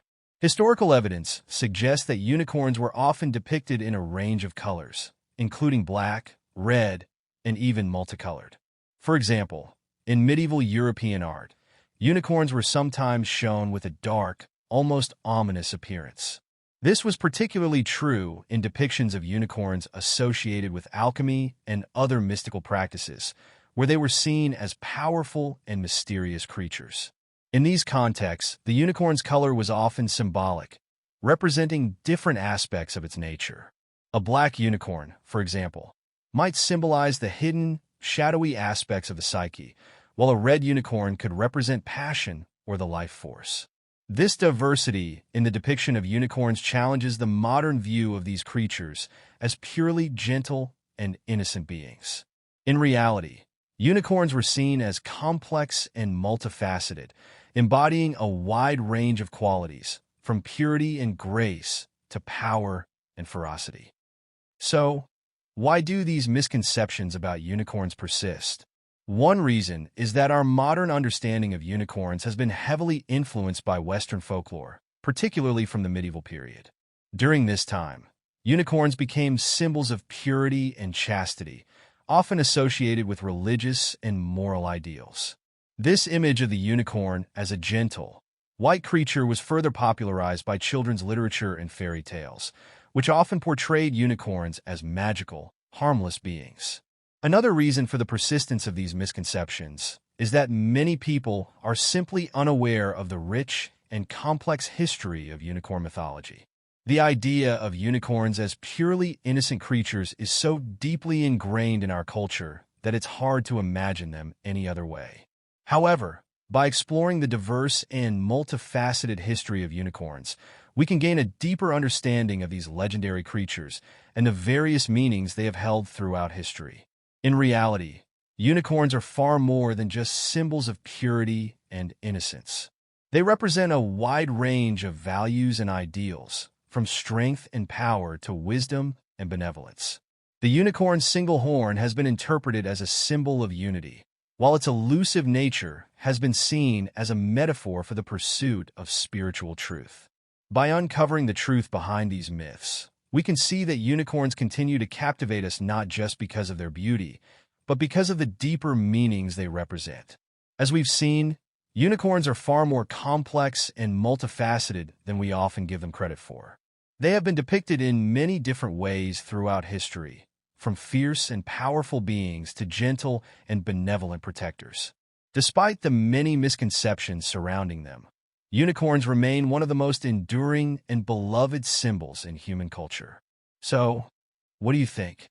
Have these insights changed your perception of unicorns? Do you have any beliefs or experiences related to unicorns that you'd like to share? I'd love to hear your thoughts in the comments below. And if you're fascinated by mythical creatures, be sure to check out my next video, where I'll be exploring the top 10 mythical creatures from around the world. Thanks for watching, and remember, the world of myths and legends is always full of surprises. Join me as I dive deep into the world of aquatic myths and challenge myself to uncover the disturbing truths behind mermaids and sirens. The world of aquatic myths is a fascinating one, filled with enchanting creatures that capture our imagination and fuel our curiosity. Among these mythical beings, two figures stand out, the mermaid and the siren. While they're often confused with one another, they're distinct entities with their own unique characteristics and dark secrets. Mermaids and sirens have been romanticized and mythologized to the point where we've lost sight of their original, often disturbing, nature. We've all been fed a diet of Disney-fied mermaids, singing and dancing their way into our hearts, while sirens are often relegated to the background, their complexities and dangers overlooked. But scratch beneath the surface, and you'll find that these creatures are far more sinister than you ever imagined. The first misconception we need to dispel is that mermaids are always benevolent. In many mythologies, they're depicted as seductresses, luring sailors to their deaths with their beauty and enchanting voices. They're not the innocent, playful creatures we've come to expect. And sirens, oh sirens, are a whole different ball game. These are creatures that will stop at nothing to get what they want, using their beauty and cunning to manipulate and destroy. The level of danger and destruction associated with sirens is staggering. In ancient mythology, they were known to lure ships to their doom, feasting on the flesh of the sailors who dared to cross their path. And yet, we've come to view them as nothing more than exotic, mysterious figures, devoid of any real menace. It's time to re-examine our perception of these creatures and confront the darker truths that lie beneath their alluring surface. Mermaids and sirens have been a part of human folklore for thousands of years, with tales of these creatures appearing in ancient Assyrian, Greek, and European mythologies. The earliest recorded mermaid legend dates back to the Assyrian goddess Atargatis, who was said to have transformed herself into a mermaid out of shame for accidentally killing her lover. And in Greek mythology, the siren was seen as a creature so seductive, it could lure even the most virtuous of men to their doom.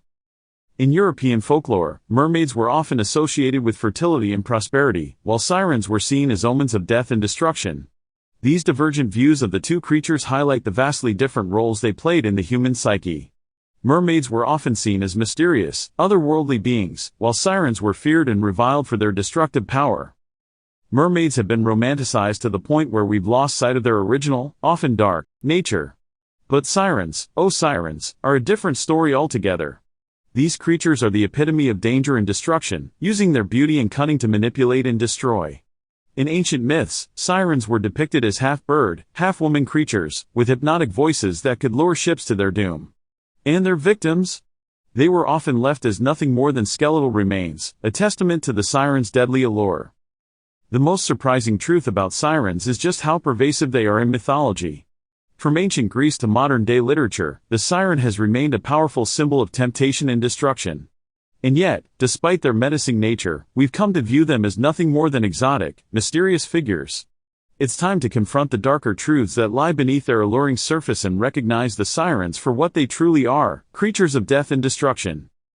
In contrast, mermaids are often depicted as more benevolent, their beauty and charm seen as a blessing rather than a curse. But this couldn't be further from the truth. Mermaids, in many mythologies, are depicted as seductresses, using their beauty and charm to lure sailors to their deaths. They're not the innocent, playful creatures we've come to expect, but rather complex, multifaceted beings with their own dark secrets and motivations. So, what's the key difference between mermaids and sirens? It's simple: while both creatures have the power to enthrall and destroy, mermaids are often seen as more benevolent, their motivations rooted in a desire for connection and companionship. Sirens, on the other hand, are creatures of pure destruction, using their beauty and cunning to manipulate and destroy. It's time to recognize these creatures for what they truly are: complex, multifaceted beings with their own dark secrets and motivations. Thanks for joining me on this journey into the world of aquatic myths. If you have a favorite aquatic myth or creature, let me know in the comments below. And if you want to explore more mythical creatures, be sure to check out my next video, where I'll be diving into the world of dragons and uncovering their hidden secrets. Did you know that Heracles, the legendary hero of Greek mythology, was born as a mere mortal but ultimately ascended to divinity? His tale is one of unparalleled strength, relentless challenges, and a journey from human frailty to divine power. Prepare to dive into the life of Heracles, where every challenge he faced was a stepping stone to immortality. Heracles, known to the Romans as Hercules, is one of the most revered figures in Greek mythology. His story begins with a complicated birth, as he was born to Zeus, the king of the gods, and a mortal woman, Alcmene. This divine lineage made Heracles a target of Hera, Zeus's wife, who was furious at her husband's infidelity. From the moment of his birth, Heracles was destined for greatness, but his path was paved with trials that would break any ordinary man. Today, we explore the incredible journey of Heracles, a tale of strength, perseverance, and ultimate transformation into a god. The challenges Heracles faced were no ordinary tasks. They were the 12 labors, a series of seemingly impossible missions designed by Hera to destroy him. Each labor was a test, not just of Heracles' physical strength, but of his intelligence, endurance, and willpower. From slaying the Nemean lion with its invulnerable hide to capturing the elusive golden hind of Artemis, Heracles' labors were a testament to the indomitable spirit of a hero. Let's start with the first labor, the Nemean lion. This beast was no ordinary lion. Its skin was impervious to weapons. Heracles realized that brute force wouldn't work and had to outwit the lion by strangling it with his bare hands. He then wore the lion's skin as armor, a symbol of his triumph over the impossible. Next came the Lernaean Hydra, a monstrous serpent with multiple heads. For every head Heracles chopped off, 2 more would grow in its place. With the help of his nephew Iolaus, Heracles cauterized the stumps after decapitating each head, preventing them from regenerating.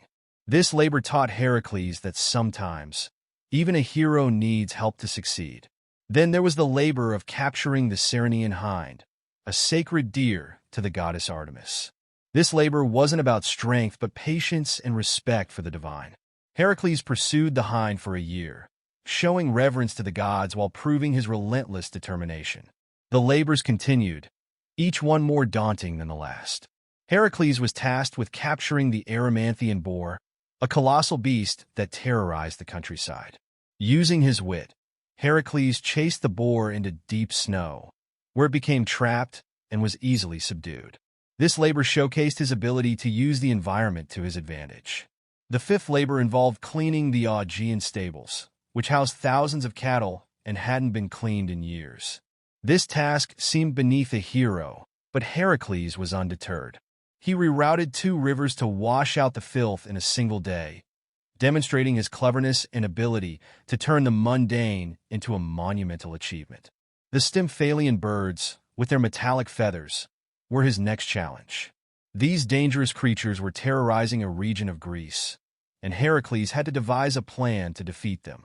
Using a rattle given to him by the goddess Athena, Heracles scared the birds into flight and shot them down with his arrows. This labor highlighted his adaptability and resourcefulness. As the labors progressed, Heracles' fame grew. He captured the Cretan bull, a beast that symbolized the anger of the gods, and then the mares of Diomedes, man-eating horses that represented the darkest sides of humanity. Each victory added to his legend, but the toll of these tasks was immense. The 9th labor, retrieving the girdle of Hippolyta, queen of the Amazons, was particularly challenging as it involved negotiation rather than combat. Initially, Hippolyta was willing to give Heracles the girdle, but Hera stirred up trouble, leading to a battle. Heracles emerged victorious, but this labor reminded him that even peaceful missions could turn violent.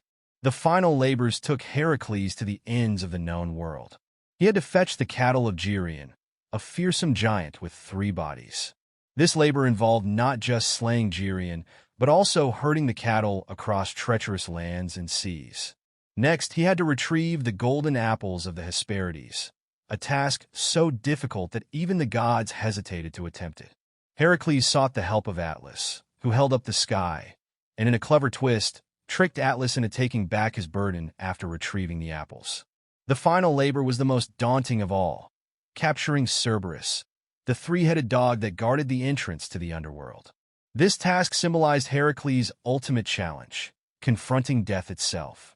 Armed with only his strength and courage, Heracles descended into the underworld, wrestled Cerberus into submission, and brought the beast back to the surface, proving once and for all that no challenge was too great for him.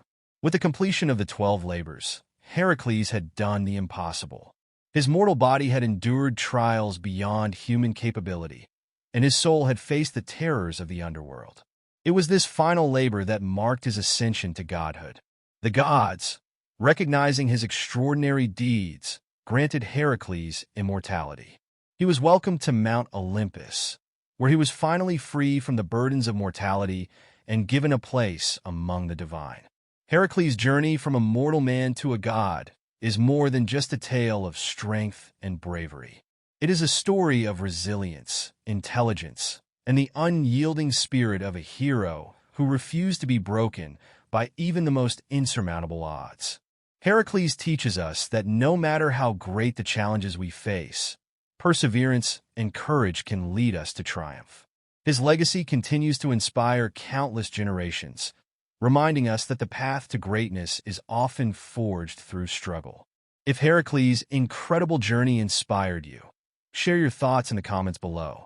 Which of his labors do you find the most fascinating? And if you're hungry for more stories of mythological heroes, check out our video on the 12 gods of ancient Egypt. Don't forget to like, subscribe, and hit the notification bell so you never miss another epic tale from the world of mythology.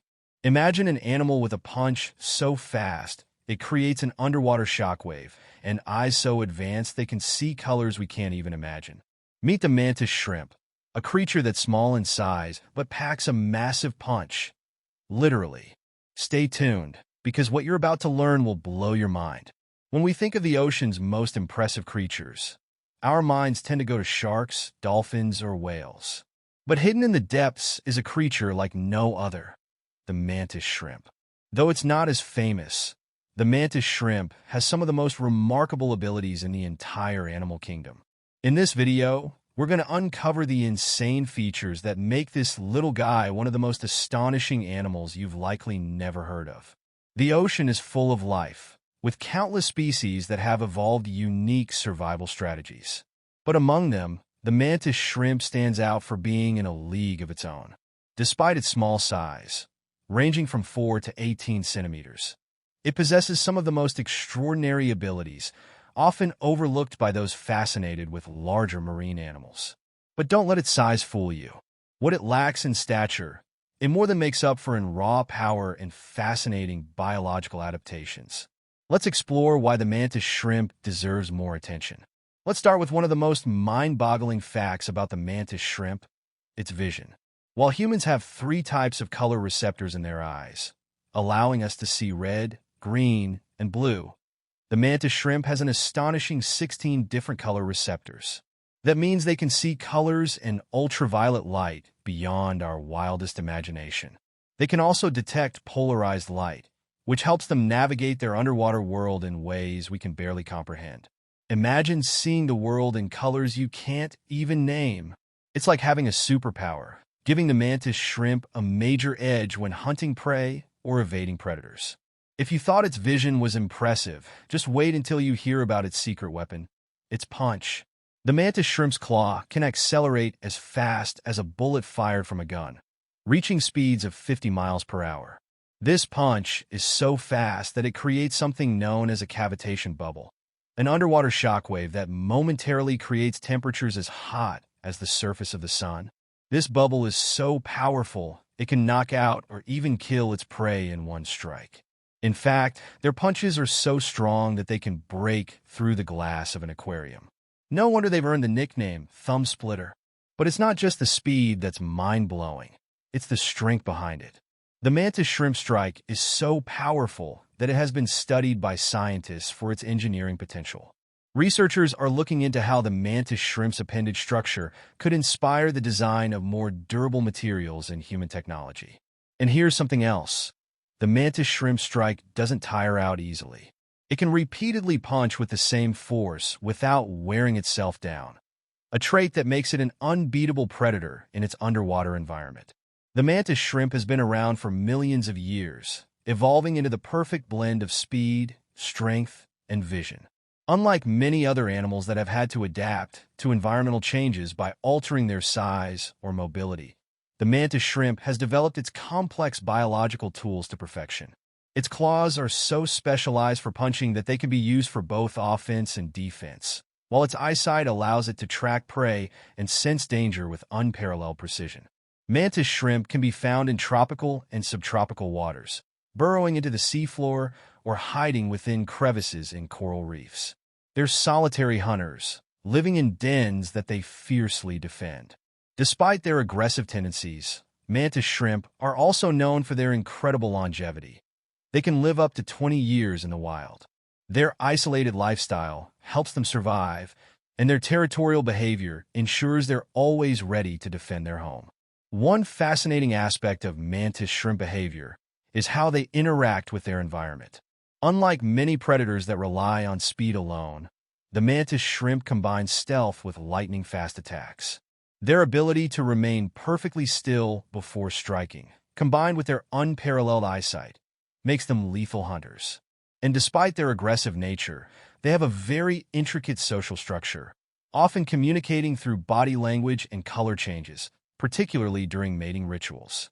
In the world of marine life, the mantis shrimp may be small, but it is undeniably one of the most astonishing creatures on Earth. From its incredibly advanced vision to its superpowered punch, this animal has evolved to become one of nature's most formidable hunters. What fact about the mantis shrimp blew your mind the most? Let me know in the comments below. If you enjoyed learning about this incredible animal, be sure to like, subscribe, and hit the bell icon for more mind-blowing facts about nature's most extraordinary creatures. Dive into more amazing animal content with my other videos on unique and fascinating creatures. I'm diving into some wild, forgotten Amazon myths that are about to blow your mind. Can I uncover the truth behind these incredible stories? The Amazon is a place of wonder, a land of incredible biodiversity and ancient cultures. But beneath the surface of this ecological marvel lies a treasure trove of forgotten myths, hidden secrets, and astonishing legends. Today, we're going to take you deep into the jungle, beyond the wildlife and towering trees, to reveal some of the most mysterious and mind-blowing Amazon myths you've never heard of. Let's start with one of the most common misconceptions, that the Amazon is an untouched wilderness, an unspoiled paradise. But in reality, this dense, green landscape has been inhabited by humans for thousands of years. Long before European explorers set foot on its soil, entire civilizations thrived here. We're talking about complex cities, sophisticated societies, and advanced agricultural systems that rival some of the best-known ancient civilizations. These aren't just small tribal communities.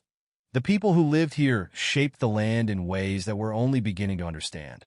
This brings us to one of the most famous myths that have persisted for centuries, the legend of El Dorado, the fabled city of gold.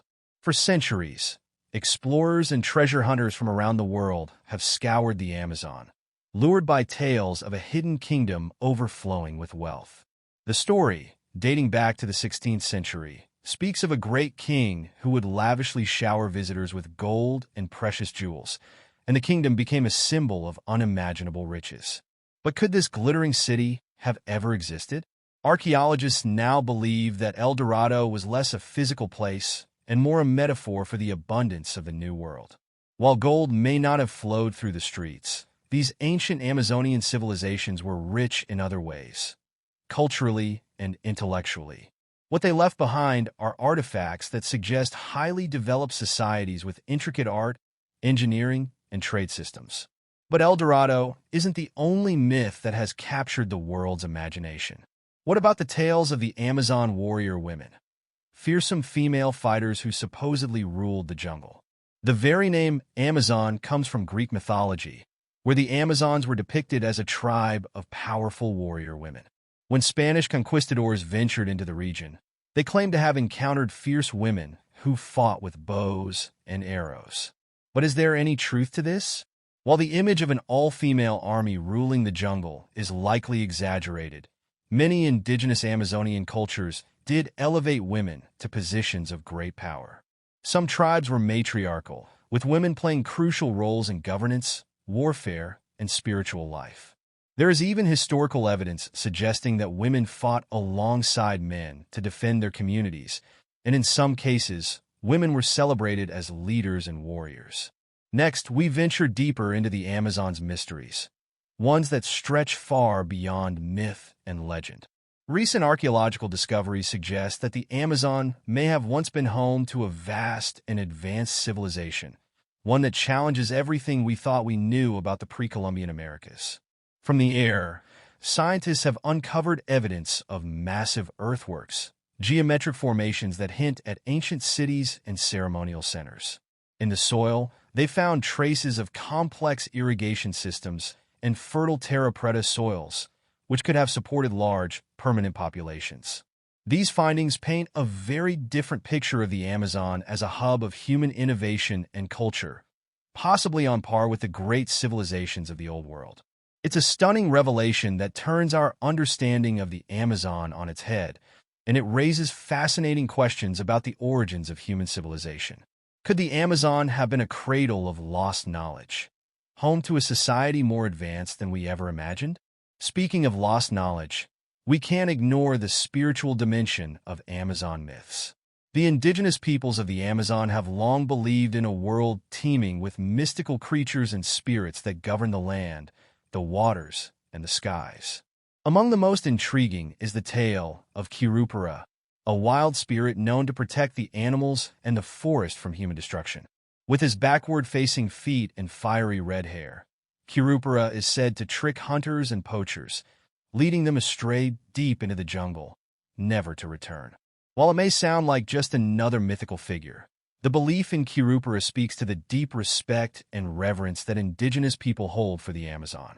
It's a reminder that this vast ecosystem isn't just a resource to be exploited, but a living, breathing entity with its own guardians.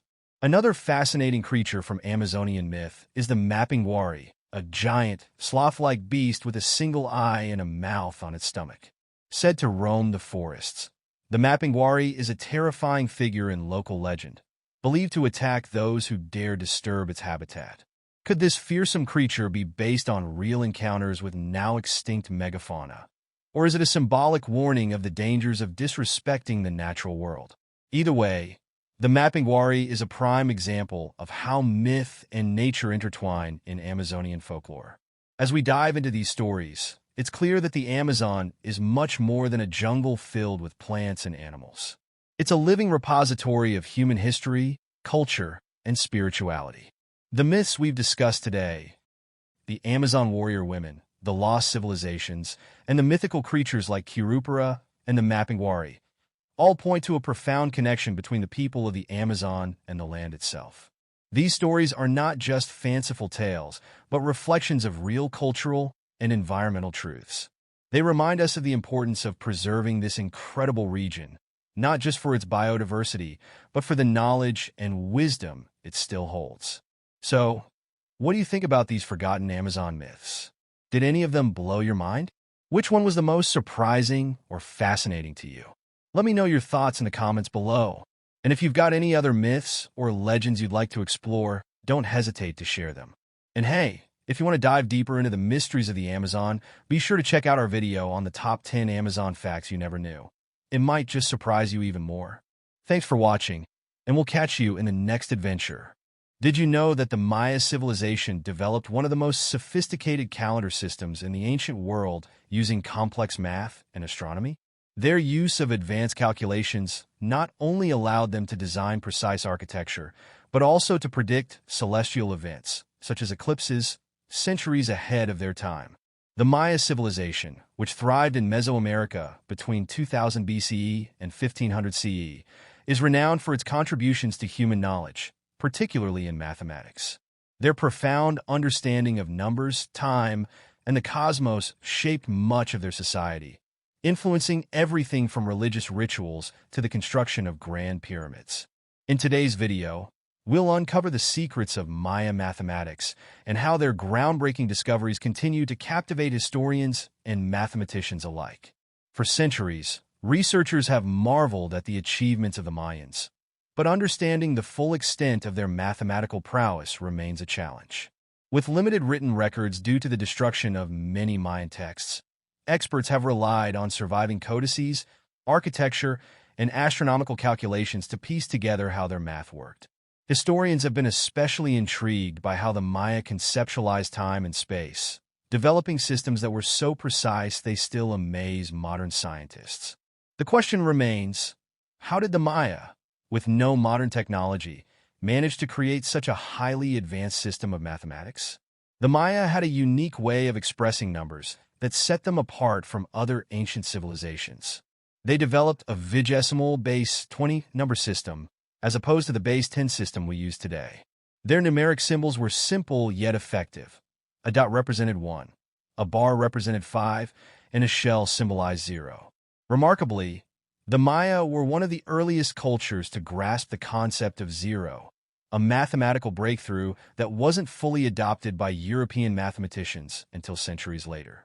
This concept of zero allowed the Maya to perform more complex calculations and was essential for creating their sophisticated calendar systems.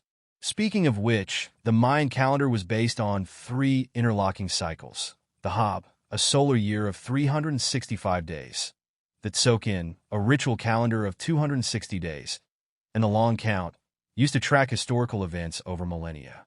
With these cycles, they were able to predict astronomical events like solar eclipses and the movements of planets with astonishing accuracy. Their temples and pyramids, like those at Chichen Itza, were aligned to capture these celestial events, blending their mathematical knowledge with architectural brilliance. But it didn't stop there. The Maya also applied their mathematical understanding to astronomy, calculating the movements of Venus, the Sun, and the Moon with near-perfect accuracy. This knowledge was not just theoretical. It had real-world implications for agriculture, religious ceremonies, and even warfare. By knowing the exact timing of celestial events, the Mayan rulers could assert their divine authority, claiming to have control over the heavens. Perhaps the most mind-blowing aspect of Maya mathematics is the connection between their numerical systems and their knowledge of the cosmos. For example, the Maya long count calendar, which famously sparked 2012 doomsday theories, was based on a cycle of 1,872,000 days, or roughly 5,125.36 years. Modern scholars have discovered that the Maya's complex calculations align with astronomical cycles, including the precession of the equinoxes, a 26,000-year cycle that modern science only fully understood in recent centuries. How could a civilization so ancient possess this level of astronomical precision without modern instruments?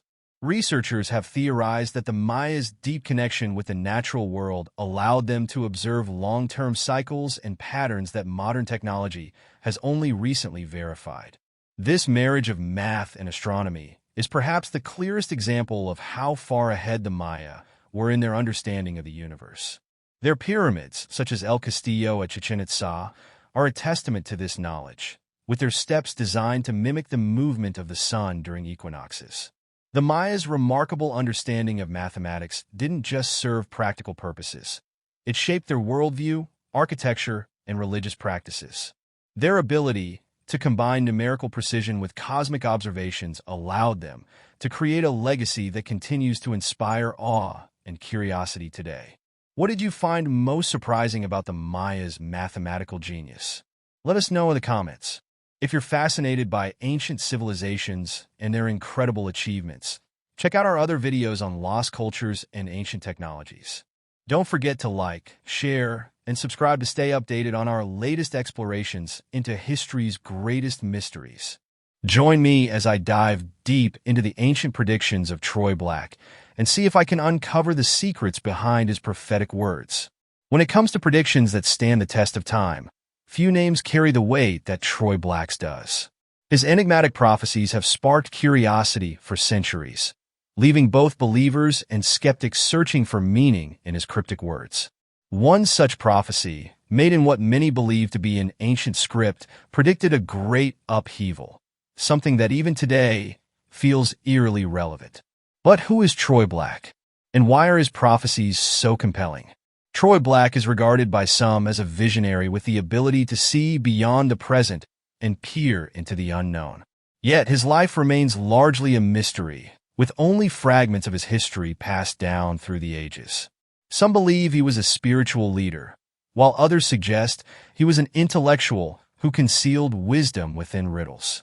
His prophecies, whether they relate to ancient civilizations, natural disasters, or human evolution, continue to echo through time, raising questions about their potential relevance to today's world. However, there's always been a sense of skepticism surrounding prophetic words. How can we distinguish between true foresight and clever guesswork? Some argue that these predictions are often vague, open to interpretation, and only seem accurate in hindsight. Consider the famous predictions of Nostradamus, or even the biblical prophets, words that seem specific only after the events they supposedly foretold come to pass. Troy Black's predictions face similar scrutiny, as people debate whether his prophecies are grounded in some form of higher knowledge or simply reflections of societal fears and desires. Despite these doubts, there are those who believe deeply in the power of prophecy, and Troy Black is no exception. Many interpret his words as more than just predictions. They see them as warnings or even guideposts for how we should navigate the complexities of our lives. Let's delve into one of his most famous prophecies, which speaks of a great nation that will rise from the ashes, forged in the fires of war and strife, destined to dominate the world. This particular prophecy has intrigued historians and futurists alike. For some, it evokes memories of powerful empires like ancient Egypt, the Roman Empire, or even modern superpowers. The parallels between this ancient prediction and the rise of nations through conflict are hard to ignore. But what if this prophecy isn't about a literal nation?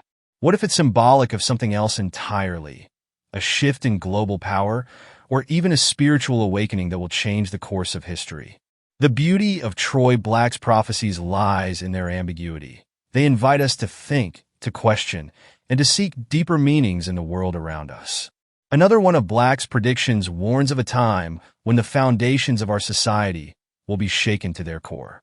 In this vision, structures that once seemed unshakable, our governments, economies, and institutions begin to crumble. It's a haunting vision that resonates with the concerns many of us have today about the fragility of our global systems. Whether it's climate change, economic instability, or geopolitical tensions, the world feels more uncertain than ever before. Could it be that Troy Black foresaw the precarious state of our current global situation? Or are we simply projecting our fears onto his words, searching for meaning in the chaos? Of all Troy Black's prophecies, the one that stands out the most is his prediction of a global awakening, a time when people across the world will rise together, seeking justice, peace, and equality. This vision of unity and transformation is one that speaks to the heart of many movements we see today, from social justice to environmental activism. It suggests that the power to shape our future lies not in the hands of a few, but in the collective will of the people. Perhaps this is Black's greatest message, that true change doesn't come from outside forces, but from within us. As we reflect on these prophetic words, one thing is clear. Whether or not you believe in the power of prophecy, there's something undeniably compelling about the way Troy Black's predictions continue to resonate in our world today. His words, written centuries ago, still echo in our collective consciousness, reminding us that the future is not set in stone. It's a living, breathing thing shaped by the choices we make and the actions we take. So, what do you think? Are Troy Black's prophecies a glimpse into our future, or simply reflections of our deepest hopes and fears? Let me know in the comments below. And if you want to dive deeper into the mysteries of prophetic words, be sure to check out our next video, where we'll explore even more secrets and surprises. Join me as I dive into the world of dragons and challenge myself to uncover the most fascinating myths and legends about these legendary creatures. Dragons are mythical creatures that have fascinated humanity for centuries, captivating our imagination and inspiring countless stories, legends, and artworks. With their fiery breath, scales that shine like gold, and wings that soar through the skies, it's no wonder these majestic beings have become a universal symbol of power, magic, and wonder. But have you ever stopped to think why dragons have remained a powerful symbol in folklore and storytelling throughout history? Why do they continue to captivate us, evoking feelings of awe, fear, and fascination? It's a question that has puzzled scholars and enthusiasts alike for centuries. One possibility is that dragons represent the unknown, the uncontrollable forces of nature that have shaped human societies throughout history. Another reason could be that dragons embody the contradictions of human nature. They're both fierce and benevolent, destructive and creative, reflecting the paradoxes of human existence. They can also symbolize the struggle between good and evil, with the dragon representing the darkness that needs to be vanquished. Whatever the reason, it's clear that dragons have become an integral part of our collective psyche, inspiring some of the most epic stories and legends of all time. In many cultures, dragons are seen as symbols of good fortune, prosperity, and wisdom.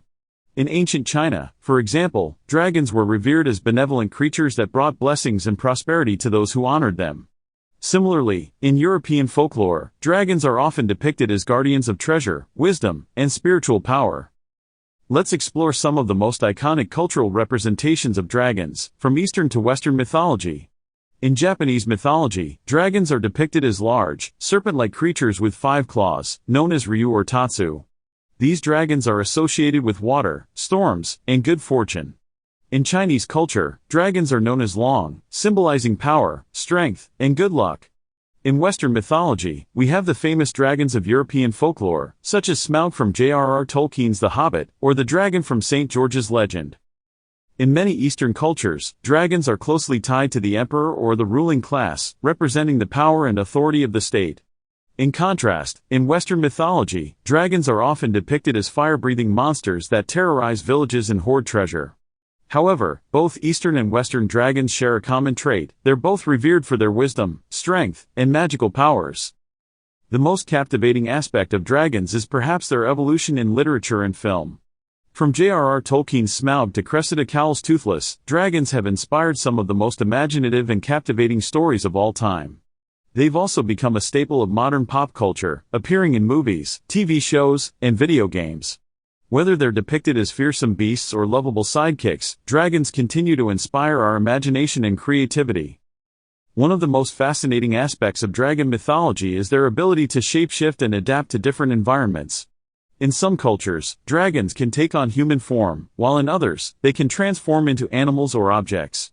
This shape-shifting ability reflects the versatility and creativity of human imagination, as we try to make sense of the world around us. Dragons have also inspired some of the most iconic artwork and architecture throughout history. From the intricate dragon carvings in Chinese temples to the magnificent dragon sculptures in European castles, these mythical creatures have left an indelible mark on our cultural heritage.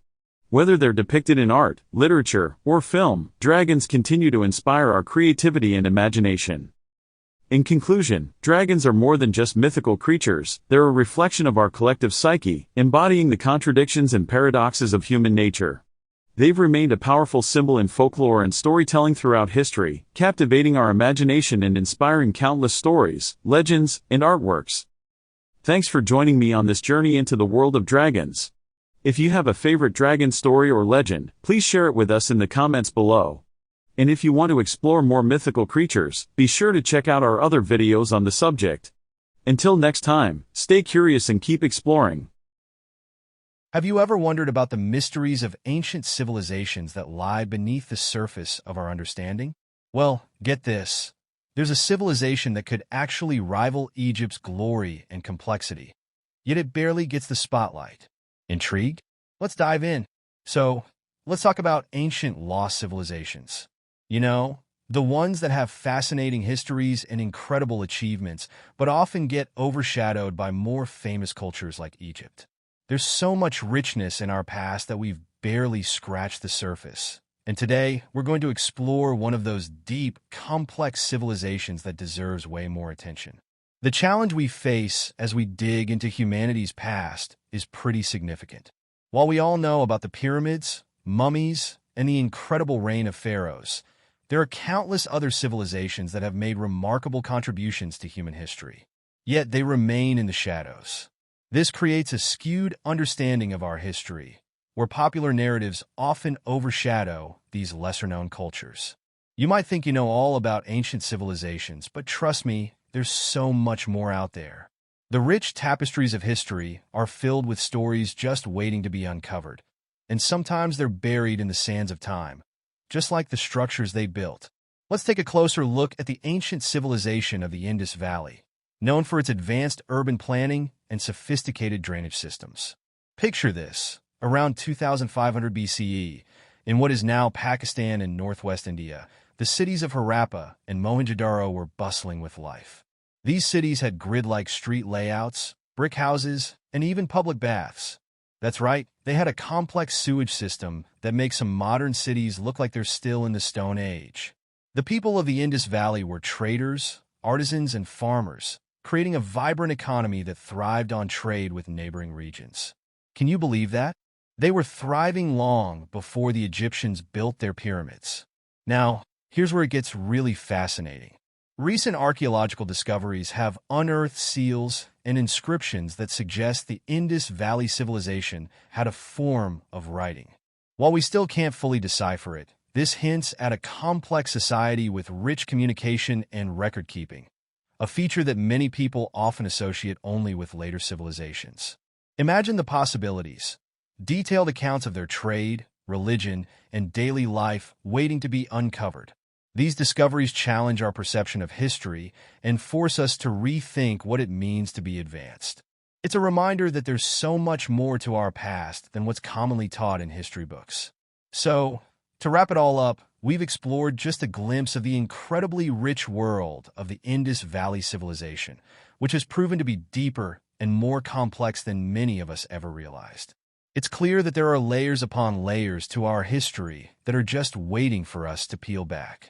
These civilizations that often go overlooked deserve a place in the conversation when we think about our human heritage. What do you think? Did you learn something new today? I'd love to hear your thoughts in the comments below. If you enjoyed this dive into ancient history, make sure to hit that subscribe button for more intriguing content. And don't forget to check out my next video, where we'll explore even more mind-blowing historical topics that you won't want to miss.